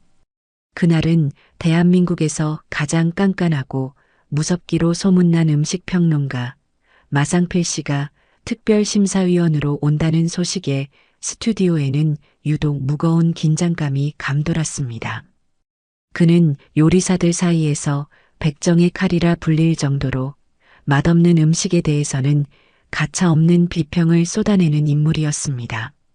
잠시 후 마상필 평론가가 스튜디오에 들어섰습니다. 그는 참가자들을 한번 쓱 훑어보더니 마이크를 잡고 차갑게 말했지요. 여러분, 오늘 저는 여러분의 요리에서 진정성을 볼 겁니다. 얄팍한 기술이나 비싼 재료로 제 혀를 속이려 들 생각은 아예 하지 마십시오. 여러분이 살아온 인생을, 여러분의 철학을 접시에 담아내십시오. 그렇지 않은 요리는 제게는 그저 음식물 쓰레기일 뿐입니다. 그의 말에 참가자들의 얼굴은 하얗게 질렸고 며느리는 마른 침을 꿀꺽 삼키는 것이 보였습니다. 경연이 시작되었습니다. 주제 시간을 담은 요리. 며느리는 예상대로 자신이 준비해온 트러플 발사믹 소스를 곁들인 관자 카르파초와 콤부차 거품을 만들기 시작했습니다. 디지털 저울로 소스의 양을 0.1g 단위까지 정확하게 측정하고 타이머를 여러 개 맞춰놓고 분주하게 움직이는 모습은 요리사라기보다는 과학자에 가까워 보였지요. 중간 인터뷰에서 며느리는 자신만만하게 말했습니다. 시간은 과학입니다. 저는 15년이라는 시간이 만들어낸 발사믹 식초의 산미와 콤부차가 발효되며 만들어내는 복합적인 풍미를 과학적으로 계산해서 한 접시에 담아낼 겁니다. 드디어 며느리의 요리가 완성되었습니다. 하지만 마상필 평론가의 표정은 싸늘하기 그지없었어요. 그는 며느리의 요리를 맛보기도 전에 코를 킁킁거리며 인상을 찌푸렸습니다. 최소영 씨, 이 역겨운 인공 트러플 향은 대체 뭡니까? 마치 값싼 향수를 온몸에 뿌린 사람을 마주한 것처럼 불쾌하군요. 그는 겨우 포크로 관자 한 점을 찍어 맛보더니 이내 냅킨에 뱉어버렸습니다. 이건 요리가 아닙니다. 모독입니다. 시간이라는 신성한 주제를 돈으로 살 수 있다는 그 오만한 생각 자체가 글러먹었어요. 관자의 섬세한 단맛은 이따위 소스에 완전히 짓밟혀버렸고 이 의미 없는 거품은 왜 올린 겁니까? 최소영 씨의 요리에는 철학도 진정성도 없습니다. 오직 비싼 재료를 썼다는 과시욕과 얄팍한 허영심만이 가득하군요. 정말 실망스럽습니다. 그의 독설은 칼날이 되어 며느리의 심장에 그대로 꽂혔습니다. 며느리는 아무 말도 하지 못하고 그저 하염없이 눈물만 뚝뚝 흘렸지요. 드디어 제 차례가 되었습니다. 저는 조용히 제가 가져온 시간장 항아리의 뚜껑을 열었습니다. 30년의 세월이 응축된 향기가 스튜디오를 가득 채우자 마상필 평론가의 굳었던 표정이 미세하게 움직이는 것이 보였습니다. 저는 그 간장 하나만을 이용해 장조림과 약밥을 만들었습니다. 최고급 한우 홍두깨살을 결대로 찢어 간장에 졸여내고 찹쌀에 밤과 대추, 잣을 듬뿍 넣고 간장으로 맛을 낸 약밥을 찜기에 안쳤지요. 제 조리대는 너무나도 고요했습니다. 그저 냄비에서 장조림이 보글보글 끓는 소리와 찜기에서 김이 모락모락 피어오르는 모습만이 전부였어요. 마치 시간이 멈춘 듯한 평온함에 다른 참가자들조차 넋을 잃고 제 모습을 바라보고 있었습니다. 제 요리가 완성되어 심사위원들 앞에 놓였습니다. 마상필 평론가는 의심스러운 눈초리로 제 음식을 바라보더니 이내 조심스럽게 장조림 한 점을 맛보았습니다. 그리고 그의 표정이 변하기 시작했습니다. 놀라움, 감탄, 그리고 경이로움. 그는 눈을 감은 채 한참을 맛을 음미하더니 떨리는 목소리로 말했지요. 이럴 수가. 그는 연이어 약밥을 한 숟갈 맛보고는 그대로 굳어버렸습니다. 스튜디오의 모든 사람들이 그의 입만 바라보며 숨을 죽였습니다. 한참의 침묵 끝에 마상필 평론가가 자리에서 벌떡 일어났습니다. 여러분, 저는 방금 제 혀로 역사를 맛보았습니다. 이 간장 안에는 단순히 짜고 단 맛만 있는 것이 아닙니다. 30년이라는 시간 동안 어르신이 쏟아부은 사랑과 정성, 이 집안의 모든 희로애락이 담겨 있습니다. 짠맛 뒤에 숨어 있는 은은한 단맛, 그 뒤를 감싸는 깊은 감칠맛, 그리고 마지막에 혀끝에 남는 이 고귀한 향기까지. 이것은 맛의 오케스트라입니다. 그는 감격에 겨워 말을 잇지 못하다가 이내 저를 향해 허리를 깊이 숙였습니다. 선생님, 오늘 이런 위대한 유산을 맛보게 해주셔서 진심으로 감사합니다. 당신은 요리사가 아니라 시간을 빚어내는 위대한 장인입니다. 제가 감히 당신의 요리에 점수를 매긴다는 것 자체가 모독입니다. 그의 말에 저는 그만 눈물을 터뜨리고 말았습니다. 30년 세월의 설움과 저를 알아주는 이에 대한 고마움이 한꺼번에 북받쳐 올랐기 때문이지요. 그날 저는 압도적인 점수 차로 4강에 진출했습니다. 제 뒤에서 며느리는 텅 빈 눈으로 허공을 응시하고 있었습니다. 자신이 평생을 바쳐 쌓아 올린 가치관이 제 간장한 종지 앞에서 산산조각 나는 순간을 그 아이는 어떤 심정으로 마주하고 있었을까요? 8강전 방송이 나간 다음 날 아침 세상은 온통 제 이야기로 떠들썩했습니다. 낡은 텔레비전을 켜니 아침 교양 프로그램에서 제 얼굴과 며느리의 얼굴을 나란히 띄워놓고 전통의 가치에 대해 논하고 있더군요. 한쪽에서는 저를 숨어있던 진짜 장인이라며 칭송했고 다른 한쪽에서는 며느리를 기본도 안 된 허영심 많은 요리사라며 깎아내렸습니다. 신문과 인터넷도 마찬가지였지요. 시간장 할머니 30년의 맛으로 대한민국을 올리다 같은 제목의 기사들이 쏟아져 나왔고 그 기사들 밑에는 수천 개의 댓글이 달려 있었습니다. 대부분은 저를 응원하는 내용이었지만 며느리를 향한 비난은 그 정도가 너무나 심했어요. 단순한 비판을 넘어 인신공격에 가까운 악플들이 넘쳐났습니다. 저는 사람들의 뜨거운 관심이 감사하면서도 한편으로는 며느리가 받을 상처가 걱정되어 마음이 무거웠습니다. 제 복수는 그 아이의 실력을 꺾는 것이었지, 한 사람의 인격을 짓밟는 것은 아니었으니까요. 걱정은 곧 현실이 되어 날아들었습니다. 아들 현수에게서 걸려온 전화기 너머로 거의 이성을 잃은 듯한 녀석의 절규가 들려왔습니다. 엄마, 지금 이게 다 무슨 짓이야? 엄마 때문에 우리 가정이 완전히 박살나게 생겼다고. 소영이가 인터넷 보고 충격받아서 며칠째 방문 걸어 잠그고 밥 한 숟갈 안 먹고 있어. 이러다 사람 잡겠다고. 나도 회사에서 얼굴을 들고 다닐 수가 없어. 사람들이 뒤에서 다 수군거린단 말이야. 아내는 악녀고 엄마는 성녀라고. 제발 엄마 이제 그만하면 안 될까? 내가 이렇게 빌게. 제발 여기서 멈춰줘. 녀석의 울부짖음에 제 가슴은 미어졌지만 머리는 더욱 차갑게 식었습니다. 이 아이는 아직도 문제의 핵심을 보지 못하고 있었어요. 오직 눈앞에 닥친 아내의 고통과 자신의 체면만을 생각하고 있었습니다. 저는 조용하지만 단호한 목소리로 말했습니다. 현수야, 지금 당장 서울로 가마. 밖에서 너랑 나 단둘이서만 보자. 네 아내에게는 말하지 말고. 더 이상 전화로 할 이야기가 아니었습니다. 이 아이의 썩어 빠진 정신을 바로잡기 위해서는 직접 얼굴을 마주하고 그 비겁한 눈을 들여다보며 말해야 했습니다. 저는 그 길로 짐을 챙겨 서울로 향했습니다.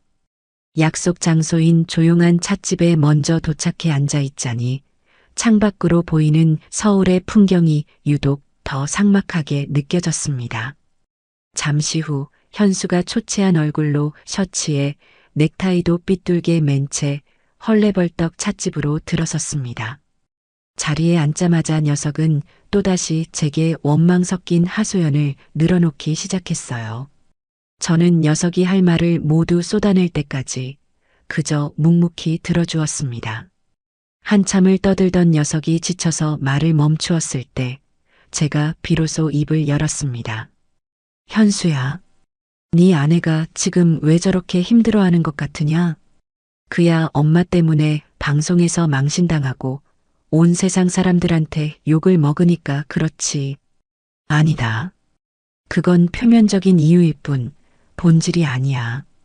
네 아내가 정말 힘든 이유는 자기가 평생을 바쳐 쌓아 올린 성이 내가 흙으로 빚은 투박한 항아리 하나에 무너져 내렸기 때문이다. 돈과 기술, 화려함과 젊음이 최고라고 믿었는데 늙고 촌스러운 시어미의 손맛 앞에서 처참하게 패배했기 때문이야. 그 상실감과 패배감이 그 아이를 벼랑 끝으로 몰고 있는 게야. 너는 지금 그런 네 아내가 그저 불쌍하고 안쓰러워서 이 모든 것을 시작한 내가 여기서 멈춰주기를 바라는 것이겠지. 그렇다면 내가 다시 한번 묻겠다. 내가 처음 너희 집에 갔던 날을 기억하느냐? 저는 그날의 일을 아주 상세하게 제가 느꼈던 모든 감정을 담아 남김없이 이야기하기 시작했습니다. 이 늙은 어미가 새벽 첫 차를 타려고 깜깜한 밤길을 걸었어. 양손에는 니들 먹이려고 싸온 보따리가 들려 있었지. 그게 얼마나 무거웠는지 너는 모를 게다. 버스에서 5시간을 웅크리고 앉아 행여나 내릴 곳을 지나칠까봐 잠도 제대로 못 잤어. 그렇게 니들 집에 도착했을 때 나는 네 아내에게서 어떤 표정을 보았는지 아니? 반가움이 아니라 귀찮음과 짜증이었어. 내가 싸온 보따리들을 보며 요즘 누가 이런 걸 먹냐며 냉장고 터지겠다고 타박을 주었지. 내가 평생을 바쳐 지켜온 내 자부심이 그 아이의 말 한마디에 쓰레기가 되는 기분이었어. 그리고 저녁상, 너는 기억하느냐? 너와 네 아내 앞에는 따뜻하고 화려한 음식이 차려져 있었지. 그리고 내 앞에는 먹다 남은 차갑고 비린 생선 한 토막이 전부였어. 남기면 음식 쓰레기만 나온다는 아주 친절한 설명과 함께 현수야, 나는 그때 지옥을 보았다. 내 아들 앞에서 이런 모욕을 당하고도 아무 말도 할 수 없는 내 자신이 너무나도 초라해서 죽고 싶을 지경이었다. 그런데 그때 너는 어디 있었니? 내 아들인 너는 대체 어디서 뭘 하고 있었냔 말이다. 니 아내가 내 가슴에 칼을 꽂을 때 너는 왜 웃으며 그 파스타를 먹고 있었지? 왜 그때는 지금처럼 나서서 소영아, 그러면 안 돼. 우리 엄마한테 당장 사과드려라고 소리치지 못했냔 말이다. 제 목소리는 떨리지 않았습니다. 오히려 얼음장처럼 차가웠지요. 제 말을 듣는 동안 현수의 얼굴은 하얗게, 더 하얗게 질려갔습니다. 녀석의 굳게 담은 입술이 파르르 떨리기 시작하더니 이내 커다란 눈에서 굵은 눈물방울이 뚝뚝 떨어지기 시작했습니다. 현수는 테이블 위로 엎드려 어린아이처럼 목 놓아 울었습니다. 엄마, 내가 잘못했어. 정말 잘못했어. 무서웠어. 소영이가 화내는 것도 무섭고 엄마가 속상해하는 것도 무섭고 그냥 조용히 넘어가면 다 괜찮아질 줄 알았어. 내가 너무 비겁했어. 내가 나쁜 놈이야. 엄마, 미안해. 정말 미안해. 녀석의 울음 섞인 고백 속에서 저는 아들의 진심을 보았습니다. 그것은 단순한 후회가 아니라 자신의 나약함과 비겁함에 대한 처절한 자기 혐오였습니다. 저는 말없이 우는 아들의 등을 쓸어주었습니다. 한참을 울던 녀석이 고개를 들었을 때 저는 녀석의 눈을 똑바로 보며 말했습니다. 이제라도 알았으면 됐다. 하지만 현수야, 너는 아직도 모르고 있다. 네가 정말로 잘못한 것은 내 편을 들어주지 않은 것이 아니야. 바로 네 편을 들어주지 않은 것이다. 너와 네 아내, 네 아들로 이루어진 네 가정 말이다. 너는 그 가정의 가장이면서도 단 한 번도 주인이 된 적이 없었어. 아내의 등 뒤에 숨어 책임을 회피하고 어미의 그늘 아래서 안주하려고만 했지.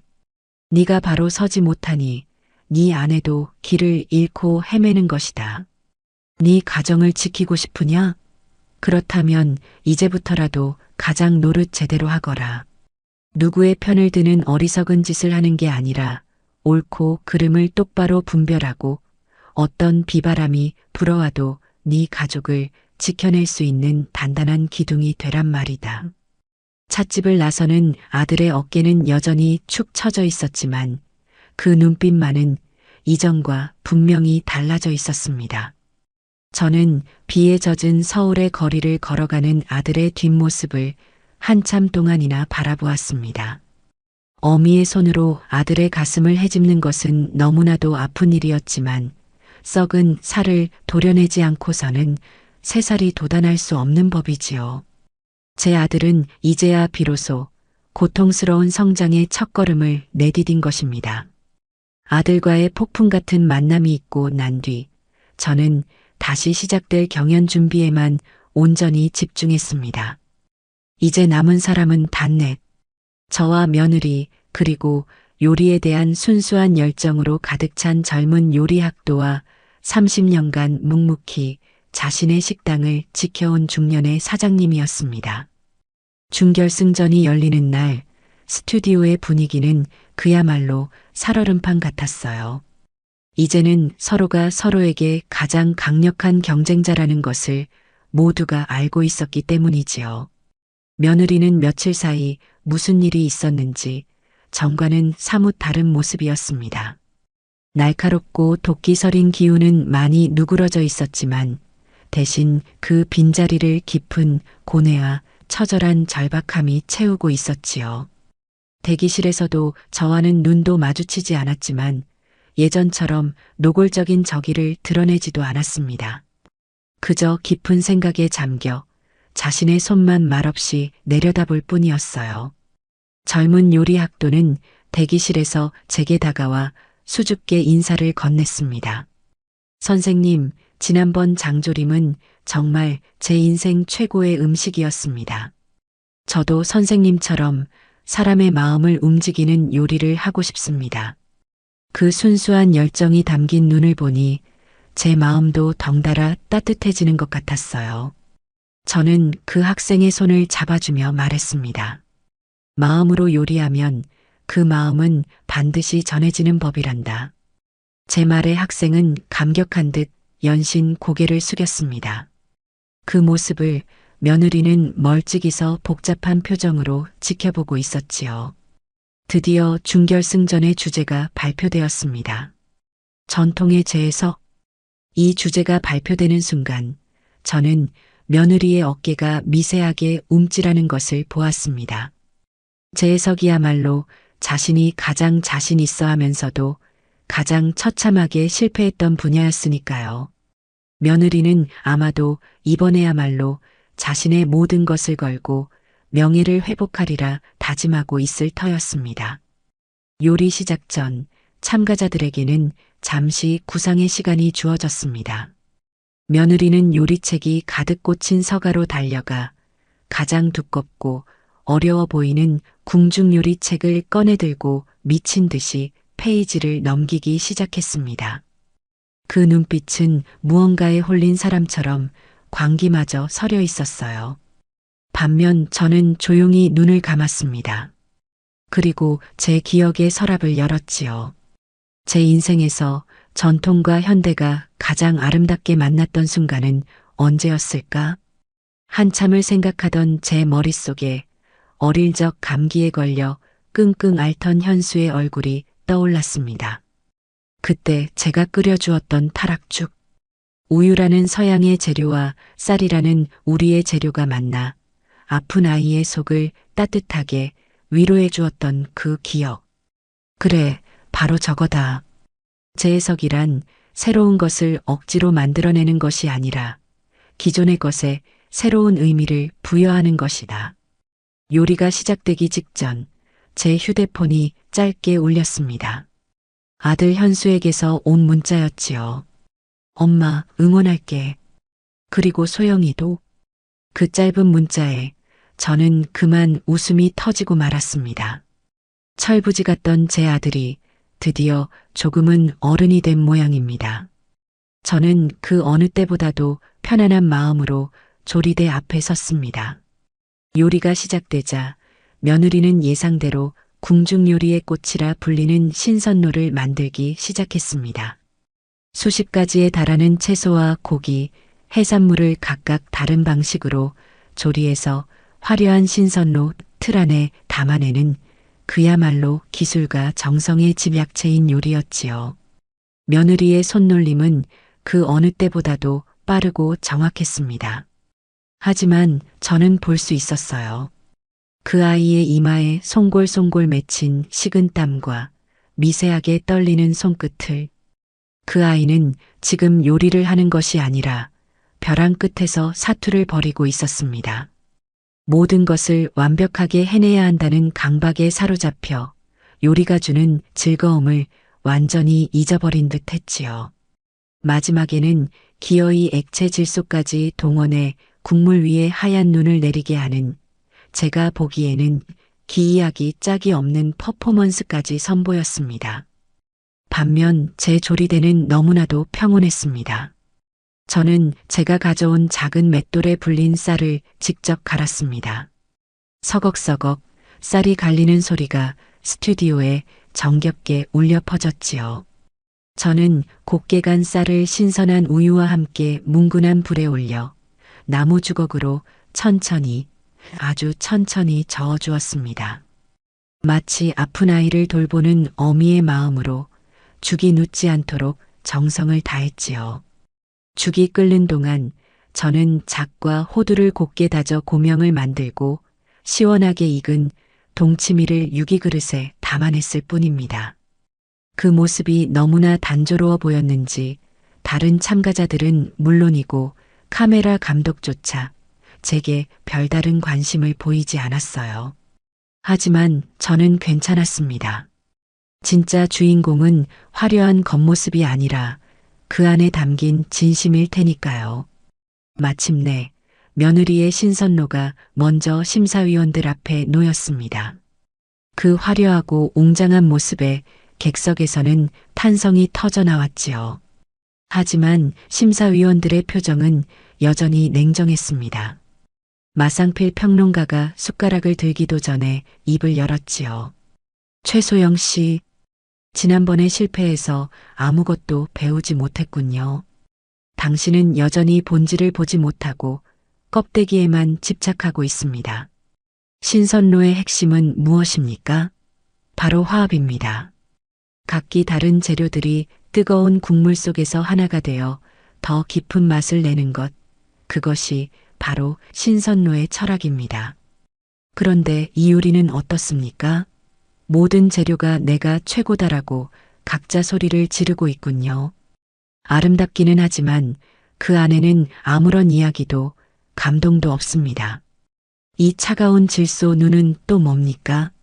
신선로의 생명은 따뜻한 온기인데 당신은 스스로 그 생명을 얼려버렸어요.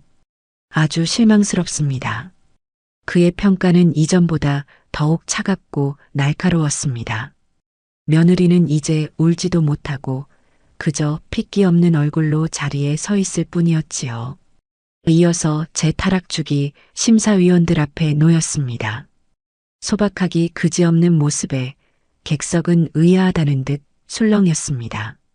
하지만 죽을 한 숟갈 맛본 심사위원들의 얼굴에 경이로운 빛이 감돌기 시작했습니다. 아무도 말을 하지 않았습니다. 그저 조용히 그리고 경건하게 그릇을 비워낼 뿐이었지요.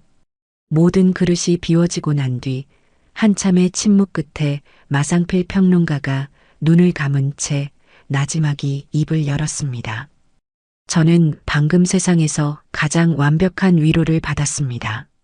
모두가 더하기를 외치며 자신의 요리를 과시할 때 서금자 선생님은 빼기를 통해 우리에게 본질을 이야기하고 계십니다. 쌀의 부드러움과 우유의 고소함, 그 외에는 아무것도 없습니다. 하지만 그 단순함 속에 한 사람의 인생 전체가 담겨 있군요. 이것은 단순한 재해석이 아닙니다. 전통이란 무엇인가에 대한 가장 근원적인 질문이자 가장 완벽한 대답입니다. 시대를 초월하여 사람의 마음을 어루만지는 힘, 그것이 바로 우리가 지켜나가야 할 전통의 진짜 모습일 겁니다. 그날 저는 프로그램 역사상 전무후무한 만장일치 최고점을 기록하며 결승에 진출했습니다. 며느리는 운 좋게도 다른 참가자의 치명적인 실수 덕분에 역대 최저 점수로 간신히 결승행 막차를 탔지요. 결과가 발표되는 순간 며느리는 저를 똑바로 쳐다보았습니다. 그 눈빛 속에는 여전한 분노와 치욕이 담겨 있었지만 저는 그 너머에서 아주 희미하게 흔들리고 있는 어떤 다른 감정을 분명히 보았습니다. 그것은 아마도 거대한 벽 앞에서 한없이 작아진 자기 자신을 발견한 인간의 근원적인 경외심 혹은 존경심 같은 것이었을 겁니다.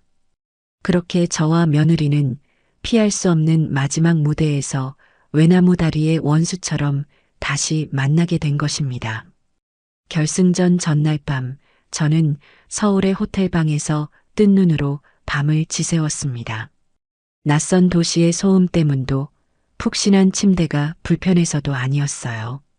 제 인생의 길고 길었던 싸움을 끝내야 하는 마지막 날을 앞두고 수많은 생각들이 파도처럼 밀려와 잠을 이룰 수가 없었습니다. 눈을 감으면 흙먼지를 뒤집어 쓴 채 밭을 갈던 젊은 날의 제 모습이 보였습니다. 갓난아기였던 현수를 업고 새벽별을 보며 논에 나가던 억척스러웠던 시절. 행여나 자식이 굶을세라 제 허리띠를 졸라매면서도 아궁이의 불을 꺼뜨리지 않았던 수많은 밤들. 그리고 먼저 세상을 떠난 남편의 텅 빈 자리를 바라보며 소리 없이 눈물을 삼켜야 했던 외로운 시간들. 제 인생은 어쩌면 한 그릇의 밥을 지어내기 위한 끝없는 싸움의 연속이었을지도 모릅니다. 저는 조용히 자리에서 일어나 창가에 앉았습니다. 창밖으로는 잠들지 않는 도시의 불빛들이 강물처럼 흐르고 있었지요. 저 수많은 불빛 아래에는 또 얼마나 많은 사람들이 각자의 싸움을 벌이며 살아가고 있을까요? 문득 며느리 최소영의 얼굴이 떠올랐습니다. 그 아이 역시 자신만의 방식으로 처절하게 싸우고 있는 것이겠지요. 인정받고 싶어서, 무시당하지 않으려고, 세상의 꼭대기에 서고 싶어서. 방법은 틀렸지만 그 몸부림 자체를 비난할 수만은 없었습니다. 어쩌면 그 아이는 젊은 날의 저와 가장 닮아 있는 사람일지도 모른다는 생각이 들었어요. 저는 가방에서 내일 아침 사용할 제 도구들을 꺼내 하얀 천 위에 가지런히 놓았습니다. 낡은 나무 주걱, 손때 묻은 작은 칼, 그리고 제 모든 것을 걸게 될 꾸덕하게 마른 생선 한 마리. 그것은 요리사의 도구가 아니라 마지막 결전을 앞둔 늙은 장수의 무기처럼 보였습니다. 결전의 날 아침이 밝았습니다. 저는 그 어느 때보다도 정갈하게 몸을 씻고 가장 아끼는 외출복으로 갈아입었습니다. 떠나기 전 아들 현수에게서 전화가 걸려왔습니다. 녀석의 목소리는 잔뜩 잠겨 있었어요. 엄마 떨리지 않아? 괜찮아? 저는 담담하게 말했습니다. 떨릴 것이 뭐 있겠니? 평생 해오던 밥 차리러 가는 길인데. 아들은 잠시 머뭇거리다가 아주 작은 목소리로 말했습니다. 소영이 오늘 새벽에 일찍 나갔어. 아무 말도 없이. 그 말에 제 마음 한구석이 서늘하게 내려앉았습니다. 그 아이는 대체 어떤 마음으로 이 마지막 전쟁터에 홀로 나선 것일까요? 방송국 대기실의 공기는 그야말로 칼날처럼 날카로웠습니다. 제게는 젊고 싹싹한 여자 막내 작가 한 명이 전담으로 붙어 세심하게 시중을 들어주었지요. 선생님, 뭐 불편하신 건 없으세요? 물이라도 한 잔 가져다 드릴까요? 그 친절이 고마우면서도 한편으로는 이 모든 소란이 빨리 끝나기만을 바랄 뿐이었습니다. 잠시 후 며느리가 대기실로 들어섰습니다. 이전보다 훨씬 더 완벽하게 화장을 하고 가장 비싸 보이는 옷을 차려입은 모습은 마치 싸움터에 나가는 장수처럼 비장해 보였습니다. 하지만 저는 볼 수 있었어요. 그 완벽한 가면 아래에서 위태롭게 흔들리고 있는 그 아이의 여린 영혼을. 우리는 아무 말 없이 대기실의 양쪽 끝에 앉아 서로를 외면했습니다. 무거운 침묵이 우리 사이를 흘렀지요.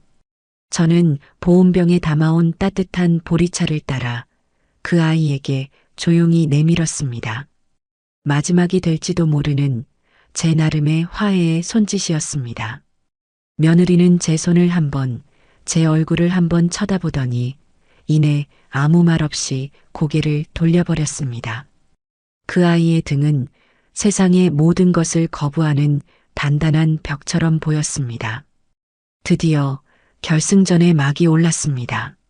무대 위에 선 저와 며느리에게 수만 개의 조명이 별빛처럼 쏟아졌습니다. 방청석을 가득 메운 관객들의 함성 소리가 제 심장을 울렸지요. 특별심사위원으로 다시 초대된 마상필 평론가는 마이크를 잡고 결승전의 시작을 알렸습니다. 오늘 이 자리에서 우리는 두 명의 요리사를 만납니다. 한 명은 최첨단의 기술과 화려함으로 무장한 현대 요리의 총아, 다른 한 명은 시간과 자연의 지혜를 담아내는 전통의 수호자입니다. 오늘 저희 심사위원들은 단순히 맛있는 요리가 아니라 여러분의 인생과 철학이 담긴 위대한 한 그릇을 기다리겠습니다. MC는 결승전의 마지막 주제를 발표했습니다. 내 인생 최고의 밥상. 그 주제가 발표되는 순간 저는 제 운명을 직감했습니다. 모든 것은 결국 시작되었던 그 자리로 돌아오게 되어 있었던 것입니다. 요리가 시작되었습니다. 며느리는 마치 로봇처럼 한치의 오차도 없이 움직이기 시작했습니다. 최고 등급의 한우 안심을 완벽한 온도로 시어링하고 수십 겹으로 이루어진 감자 밀푀유를 오븐에 굽고 고추장을 해체해서 만든 붉은 소스를 접시 위에 예술작품처럼 그려냈습니다. 그 모든 과정은 완벽하고 흠잡을 데가 없었지만 어딘지 모르게 차갑고 공허해 보였어요. 요리가 진행되는 동안 무대 뒤 대형 화면에는 며느리의 이야기가 담긴 영상이 흘러나왔습니다.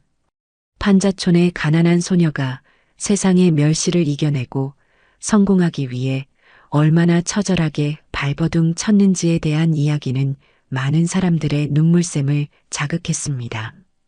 며느리는 마침내 요리를 완성하고 심사위원들 앞에 서서 눈물을 흘리며 말했습니다.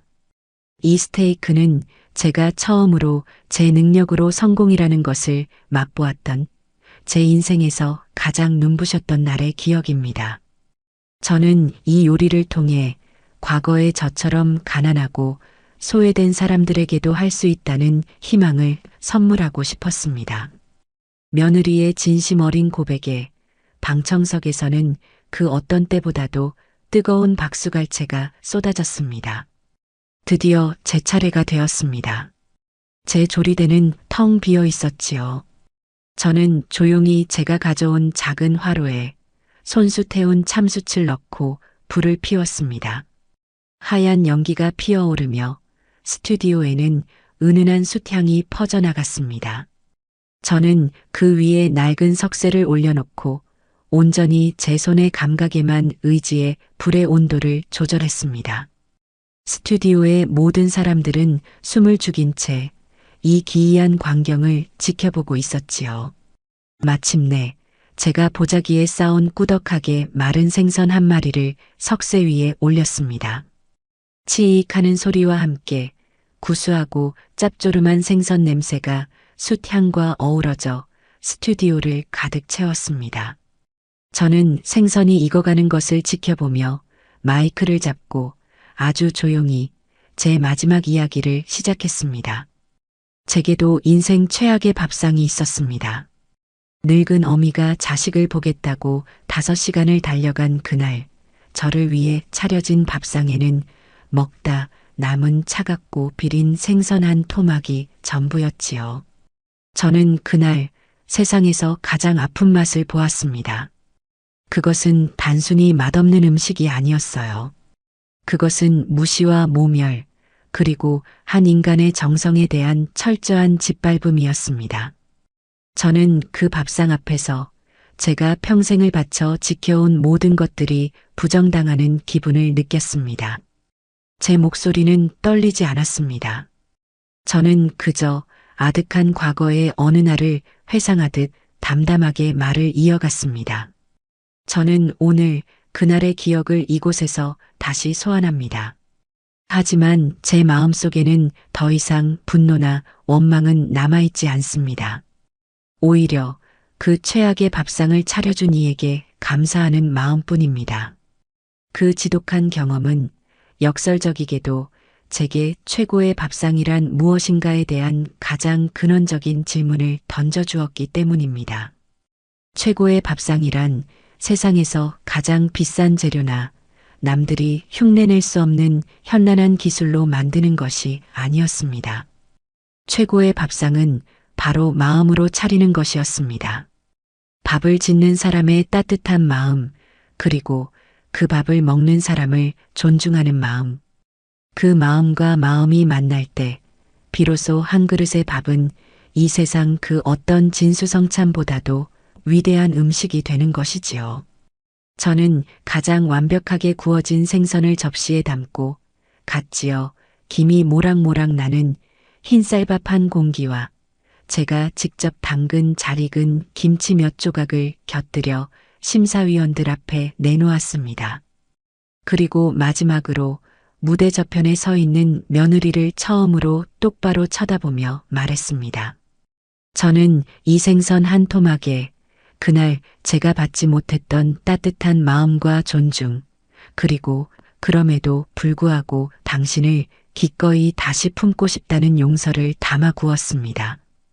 제 인생 최고의 밥상은 그 어떤 화려한 순간이 아니라 바로 오늘 이 자리에서 한때는 죽도록 미워했던 사람마저도 기꺼이 따뜻하게 먹이고 싶다는 제 마음을 깨닫게 된 바로 밥상입니다.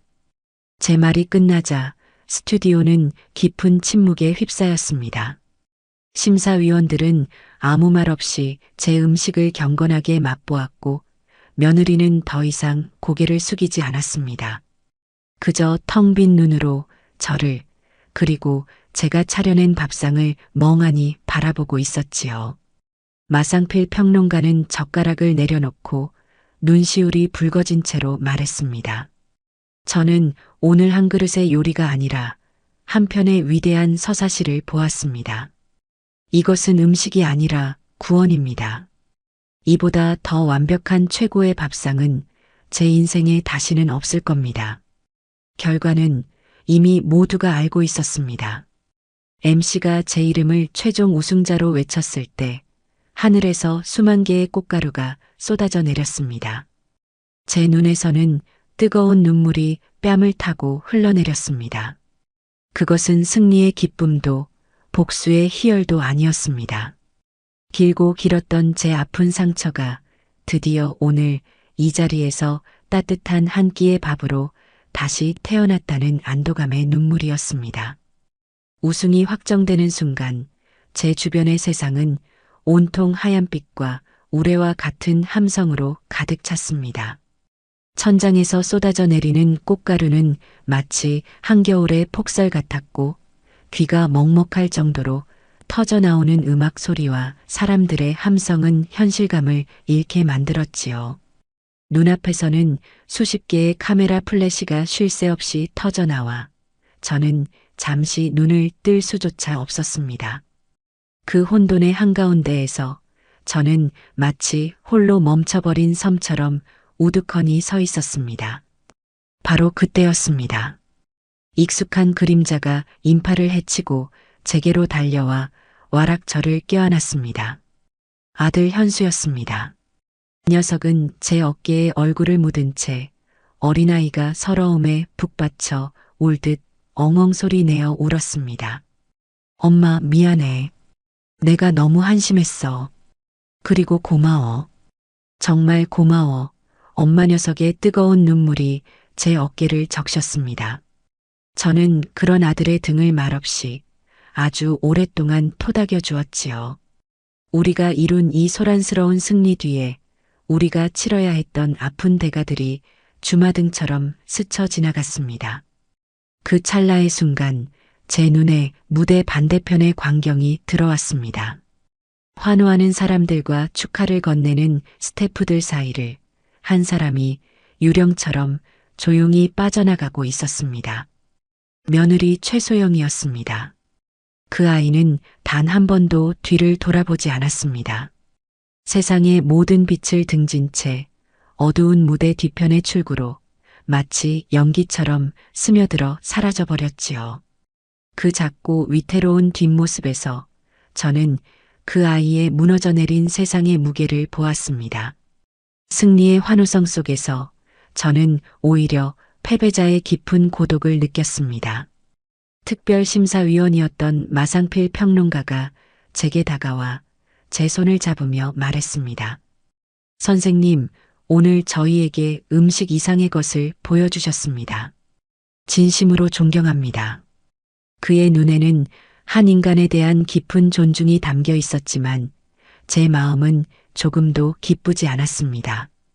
그날 밤 아들이 운전하는 차를 타고 호텔로 돌아오는 길은 길고 고요했습니다. 라디오도 켜지 않은 차 안에는 우리 두 사람의 무거운 숨소리만이 가득했지요. 차창 밖으로 잠들지 않는 도시의 불빛들이 상처의 흔적처럼 아프게 번져나갔습니다. 현수는 한참 동안이나 망설이다가 아주 어렵게 입을 열었습니다. 엄마, 소영이 무대 끝나자마자 바로 나갔나 봐. 전화기도 꺼져 있고 문자도 안 봐. 혹시나 해서 집에 가봤는데 없어. 장모님 댁에도 전화해 봤는데 안 갔대. 대체 어디로 간 건지 하나도 모르겠어. 녀석의 목소리는 물에 젖은 솜처럼 무겁고 축축했습니다.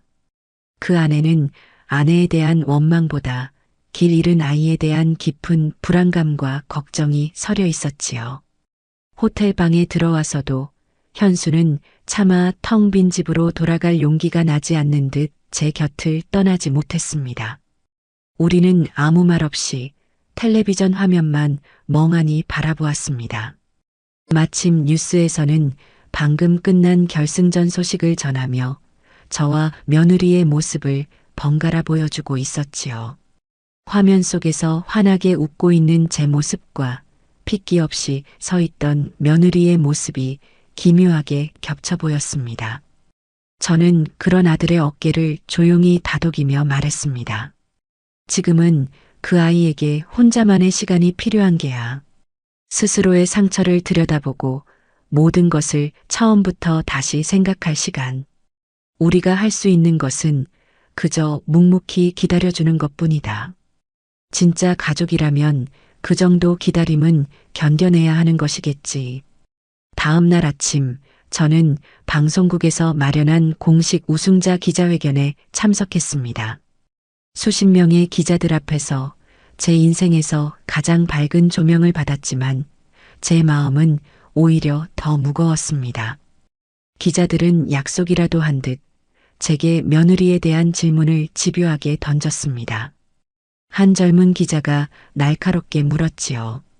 결국 며느리를 이기셨는데 복수에 성공한 기분이 어떠십니까? 저는 그 기자를 잠시 쳐다보다가 온화하지만 단호한 목소리로 대답했습니다. 나는 내 며느리와 싸워 이긴 것이 아닙니다. 나는 내 인생의 편견과 싸워 이긴 것입니다. 음식을 서열과 과시의 도구로 생각하는 세상의 그릇된 생각과 싸워 이긴 것입니다. 내 며느리는 나의 적이 아니라 어쩌면 그 그릇된 세상의 가장 큰 피해자일지도 모릅니다. 또 다른 기자가 물었습니다. 앞으로 며느님과의 관계는 어떻게 하실 계획이십니까? 저는 잠시 숨을 고른 뒤 제 진심을 담아 말했습니다. 미운 것도 한 식구고 고운 것도 한 식구지요. 부부싸움은 칼로 물베기라는데 고부간의 갈등이라고 별 수 있겠습니까? 다 세월이 약이고 밥정이 약이지요. 저는 언제라도 그 아이와 함께 밥 먹을 준비가 되어 있습니다. 그저 우리 며느리 아가가 이번 일을 계기로 세상에는 돈이나 명예보다 더 소중한 가치가 있다는 것을, 사람의 마음을 얻는 것은 화려한 기술이 아니라 따뜻한 진심이라는 것을 깨닫게 되었으면 하는 바람뿐입니다. 저는 결코 며느리를 탓하거나 비난하지 않았습니다. 그것이 제가 그 아이에게, 그리고 그 아이를 여전히 사랑하는 제 아들에게 해줄 수 있는 마지막 배려라고 생각했기 때문이지요. 그리고 저는 그 자리에서 제 인생의 새로운 계획을 구체적으로 발표했습니다. 저는 이 과분한 우승 상금을 저처럼 음식에 진심을 담고 싶지만 그 방법을 배울 기회가 없었던 젊은이들을 위해 온전히 사용하고 싶습니다. 제 고향에 정성 가득 밥상이라는 이름의 작은 요리 학교를 세우겠습니다. 그곳은 단순히 요리 기술을 가르치는 학원이 아닐 겁니다. 함께 텃밭을 가꾸고 함께 장을 담그고 함께 밥을 지어 먹으며 흙의 소중함과 기다림의 가치 그리고 나눔의 기쁨을 배우는 공동체가 될 것입니다. 밥 한 그릇에 담긴 따뜻한 마음과 사람에 대한 존중을 가르치는 그런 공간을 만들고 싶습니다. 제 발표가 끝나자 기자회견장은 그 어떤 때보다도 진심 어린 박수 소리로 가득 찼습니다. 그렇게 서울에서의 모든 공식 일정을 마치고 시골집으로 돌아왔을 때 저를 기다리고 있는 것은 깊은 고요와 함께 찾아온 거대한 허탈감이었습니다. 길고 길었던 싸움이 끝나고 나니 제 마음속에 커다란 구멍이 뚫린 듯한 기분이었지요. 저는 며칠 동안 아무것도 하지 않고 멍하니 툇마루에 앉아 있기만 했습니다. 이 요란한 승리의 끝에 남은 것이 결국 아들의 부서진 가정이라면 나의 이 싸움은 대체 무엇을 위한 것이었을까? 그런 자책감이 저를 괴롭혔습니다. 며칠 뒤 현수가 홀로 저를 찾아왔습니다. 아들의 얼굴은 이전보다 훨씬 더 깊은 시름에 잠겨 있었지만 그 눈빛만은 이상할 정도로 차분하고 단단해 보였어요. 녀석은 툇마루에 저와 나란히 앉아 그동안 있었던 일들을 아주 상세하게 그리고 너무나도 고통스럽게 털어놓았습니다.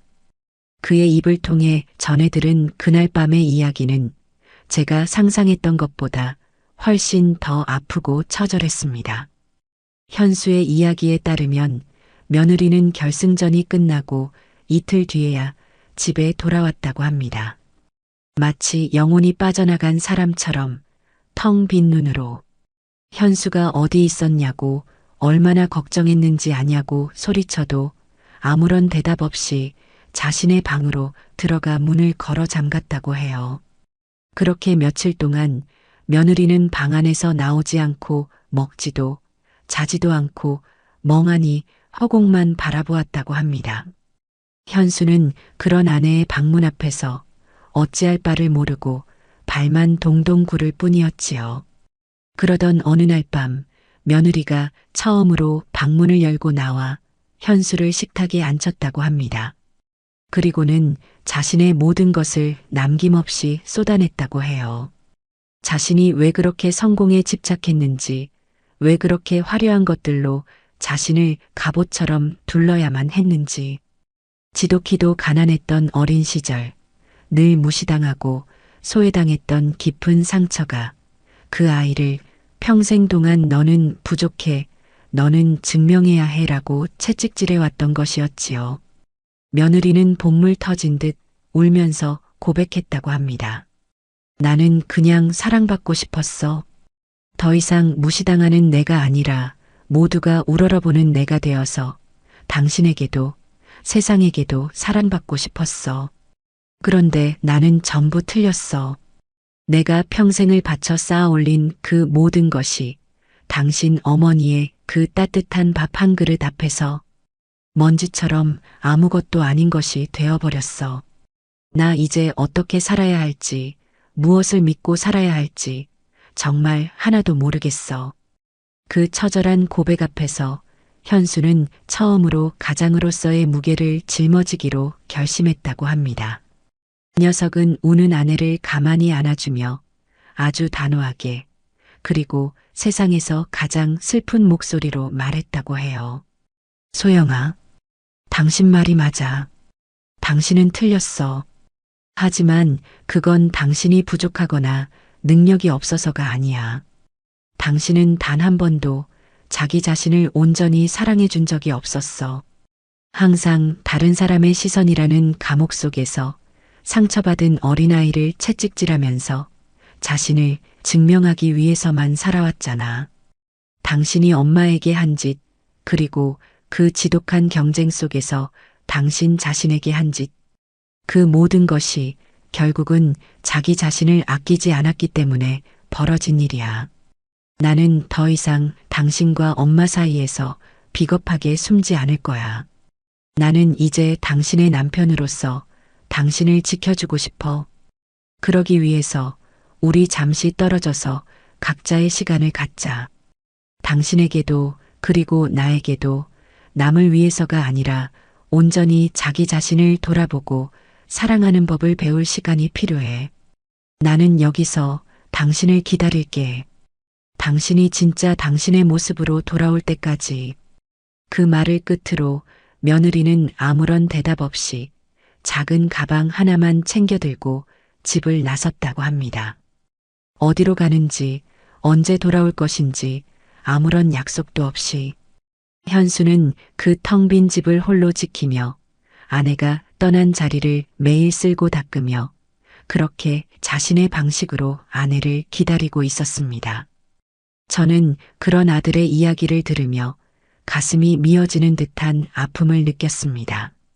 제가 시작한 이 싸움이 결국은 두 아이 모두에게 이토록 깊은 상처를 남긴 것만 같아 죄책감이 들었지요. 하지만 저는 알고 있었습니다. 이것은 끝이 아니라 고통을 동반한 새로운 시작이라는 것을.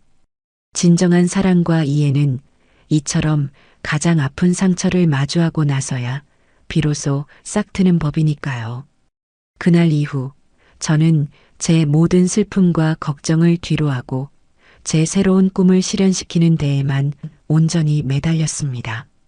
동네 사람들과 힘을 합쳐 마을 어귀에 버려져 있던 잡초가 무성하고 기둥이 썩어가던 낡은 한옥을 고치기 시작했지요. 페인트 칠을 하고 썩은 석가래를 갈고 마당의 잡초를 뽑아내고 그 자리에 작은 텃밭을 일구었습니다. 그리고 그곳에 제 서툰 글씨체로 정성 가득 밥상이라는 이름의 간판을 내걸었지요. 그렇게 폐허 속에서 저의 새로운 인생이, 그리고 우리 가족의 새로운 이야기가 아주 조용하고 느리게 다시 시작되고 있었습니다. 시간은 덧없이 흘러 시골 들녘이 황금빛으로 물드는 가을이 2번이나 지나갔습니다. 제가 세운 작은 요리학교 정성 가득 밥상은 어느새 동네의 사랑방이자 멀리 도시에서도 사람들이 찾아오는 작은 명소가 되어 있었지요. 낡은 한옥을 고쳐 만든 학교는 언제나 구수한 밥 냄새와 아이들의 웃음소리로 가득했습니다. 저는 이른 아침이면 읍내 시장에 나가 가장 신선한 재료를 고르고 낮에는 요리사를 꿈꾸는 젊은 학생들에게 제가 평생을 바쳐 터득한 손맛의 비밀을 가르쳐 주었습니다. 저녁이면 동네 아이들을 불러 모아 우리가 함께 텃밭에서 기른 채소로 저녁을 지어 먹었지요. 그 소박하고 평온한 일상 속에서 저는 제 인생의 가장 큰 행복을 느끼고 있었습니다.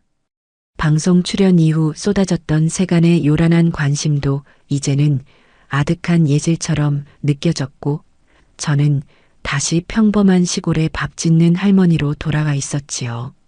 아들 현수는 여전히 주말마다 저를 찾아왔습니다. 녀석은 그 사이 회사에서 승진도 하고 이전보다 훨씬 더 믿음직하고 든든한 어른이 되어 있었지요.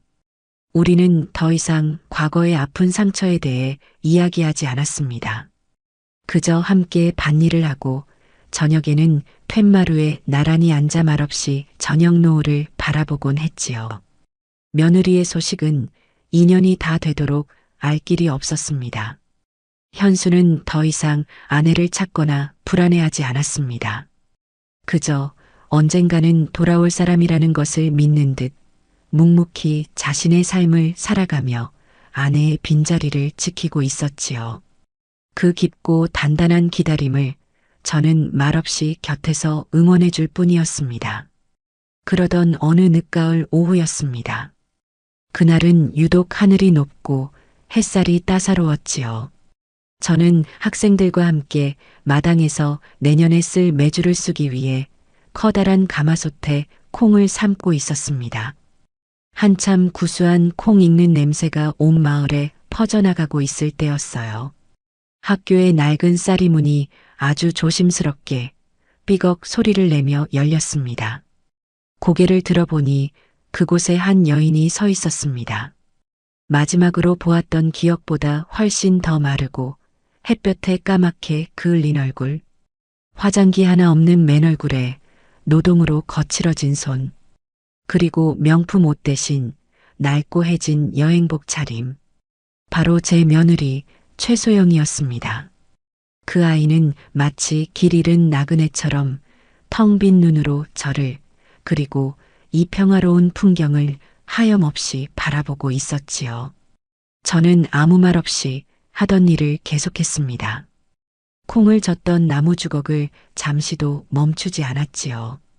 저를 도와주던 학생들과 동네 사람들도 모두 숨을 죽인 채 이 예고 없는 방문객과 저를 번갈아 쳐다볼 뿐이었습니다.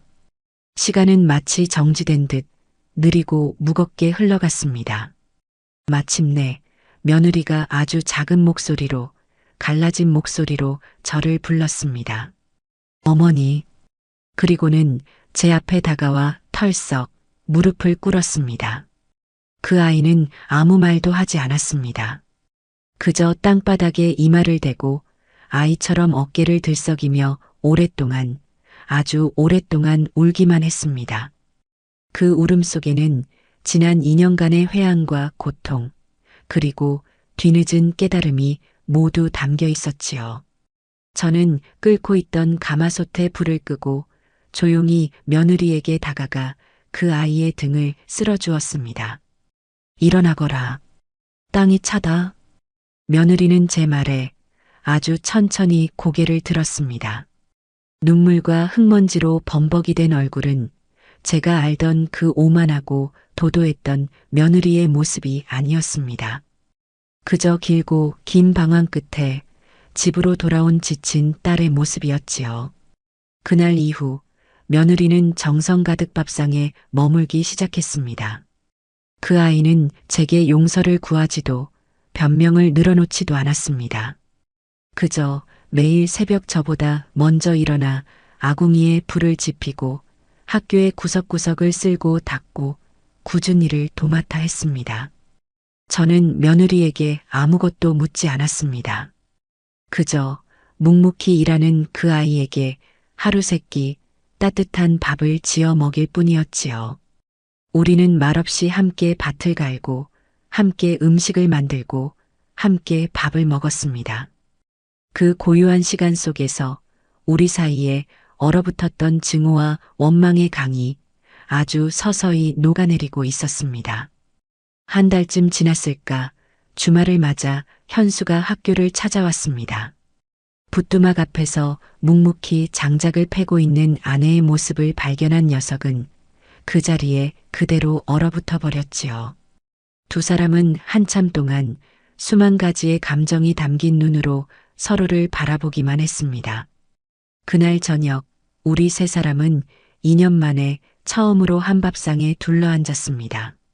며느리가 불을 지펴 지은 밥과 현수가 읍내에서 사온 막걸리, 그리고 제가 끓인 구수한 청국장. 그것만으로도 세상 가장 완벽한 밥상이었습니다. 한참을 말없이 밥만 먹던 며느리가 조용히 자신의 이야기를 시작했습니다. 집을 나간 뒤 전국 팔도를 떠돌며 이름 없는 시골의 작은 식당들을 찾아다녔다고 합니다. 그곳에서 설거지를 하고 허드렛 일을 도우며 돈 한 푼 받지 않고 어깨너머로 요리를 배웠다고 해요. 그곳의 이름 없는 할머니 요리사들은 모두 저처럼 자신의 인생을 음식에 담아내고 있었다고 합니다. 며느리는 그분들의 주름진 손과 그 손끝에서 피어나는 기적 같은 맛을 보며 비로소 자신이 얼마나 어리석고 오만했는지를 깨달았다고 했습니다. 그리고 그 길의 끝에서 자신이 돌아와야 할 곳은 결국 이곳 정성 가득 밥상이었다는 것을 알게 되었다고 했지요. 며느리의 고백을 듣고 있던 현수가 며느리의 거칠어진 손을 조용히 잡아주었습니다. 고생 많았다. 돌아와줘서 고맙다. 나도 미안했다.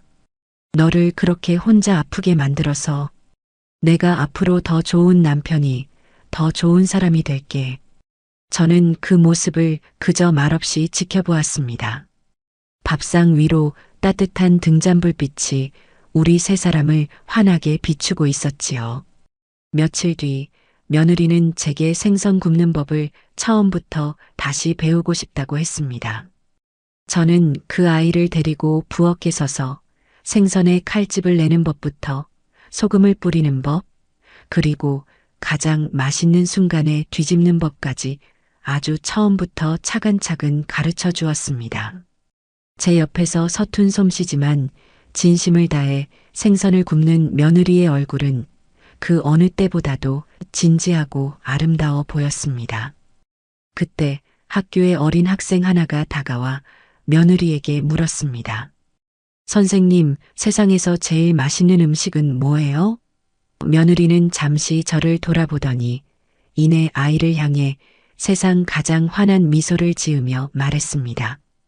그건 아마도 사랑하는 사람과 함께 먹는 따뜻한 밥 아닐까? 저는 그 모습을 바라보며 조용히 미소 지었습니다. 가장 훌륭한 레시피는 대단한 재료나 현란한 기술이 아니라 기꺼이 다시 시작하려는 용기와 사랑하는 사람과 함께하려는 따뜻한 마음에서 나오는 것일지도 모릅니다. 우리 가족은 길고 길었던 방황 끝에 이제야 비로소 새로운 레시피의 첫 장을 함께 넘기고 있습니다.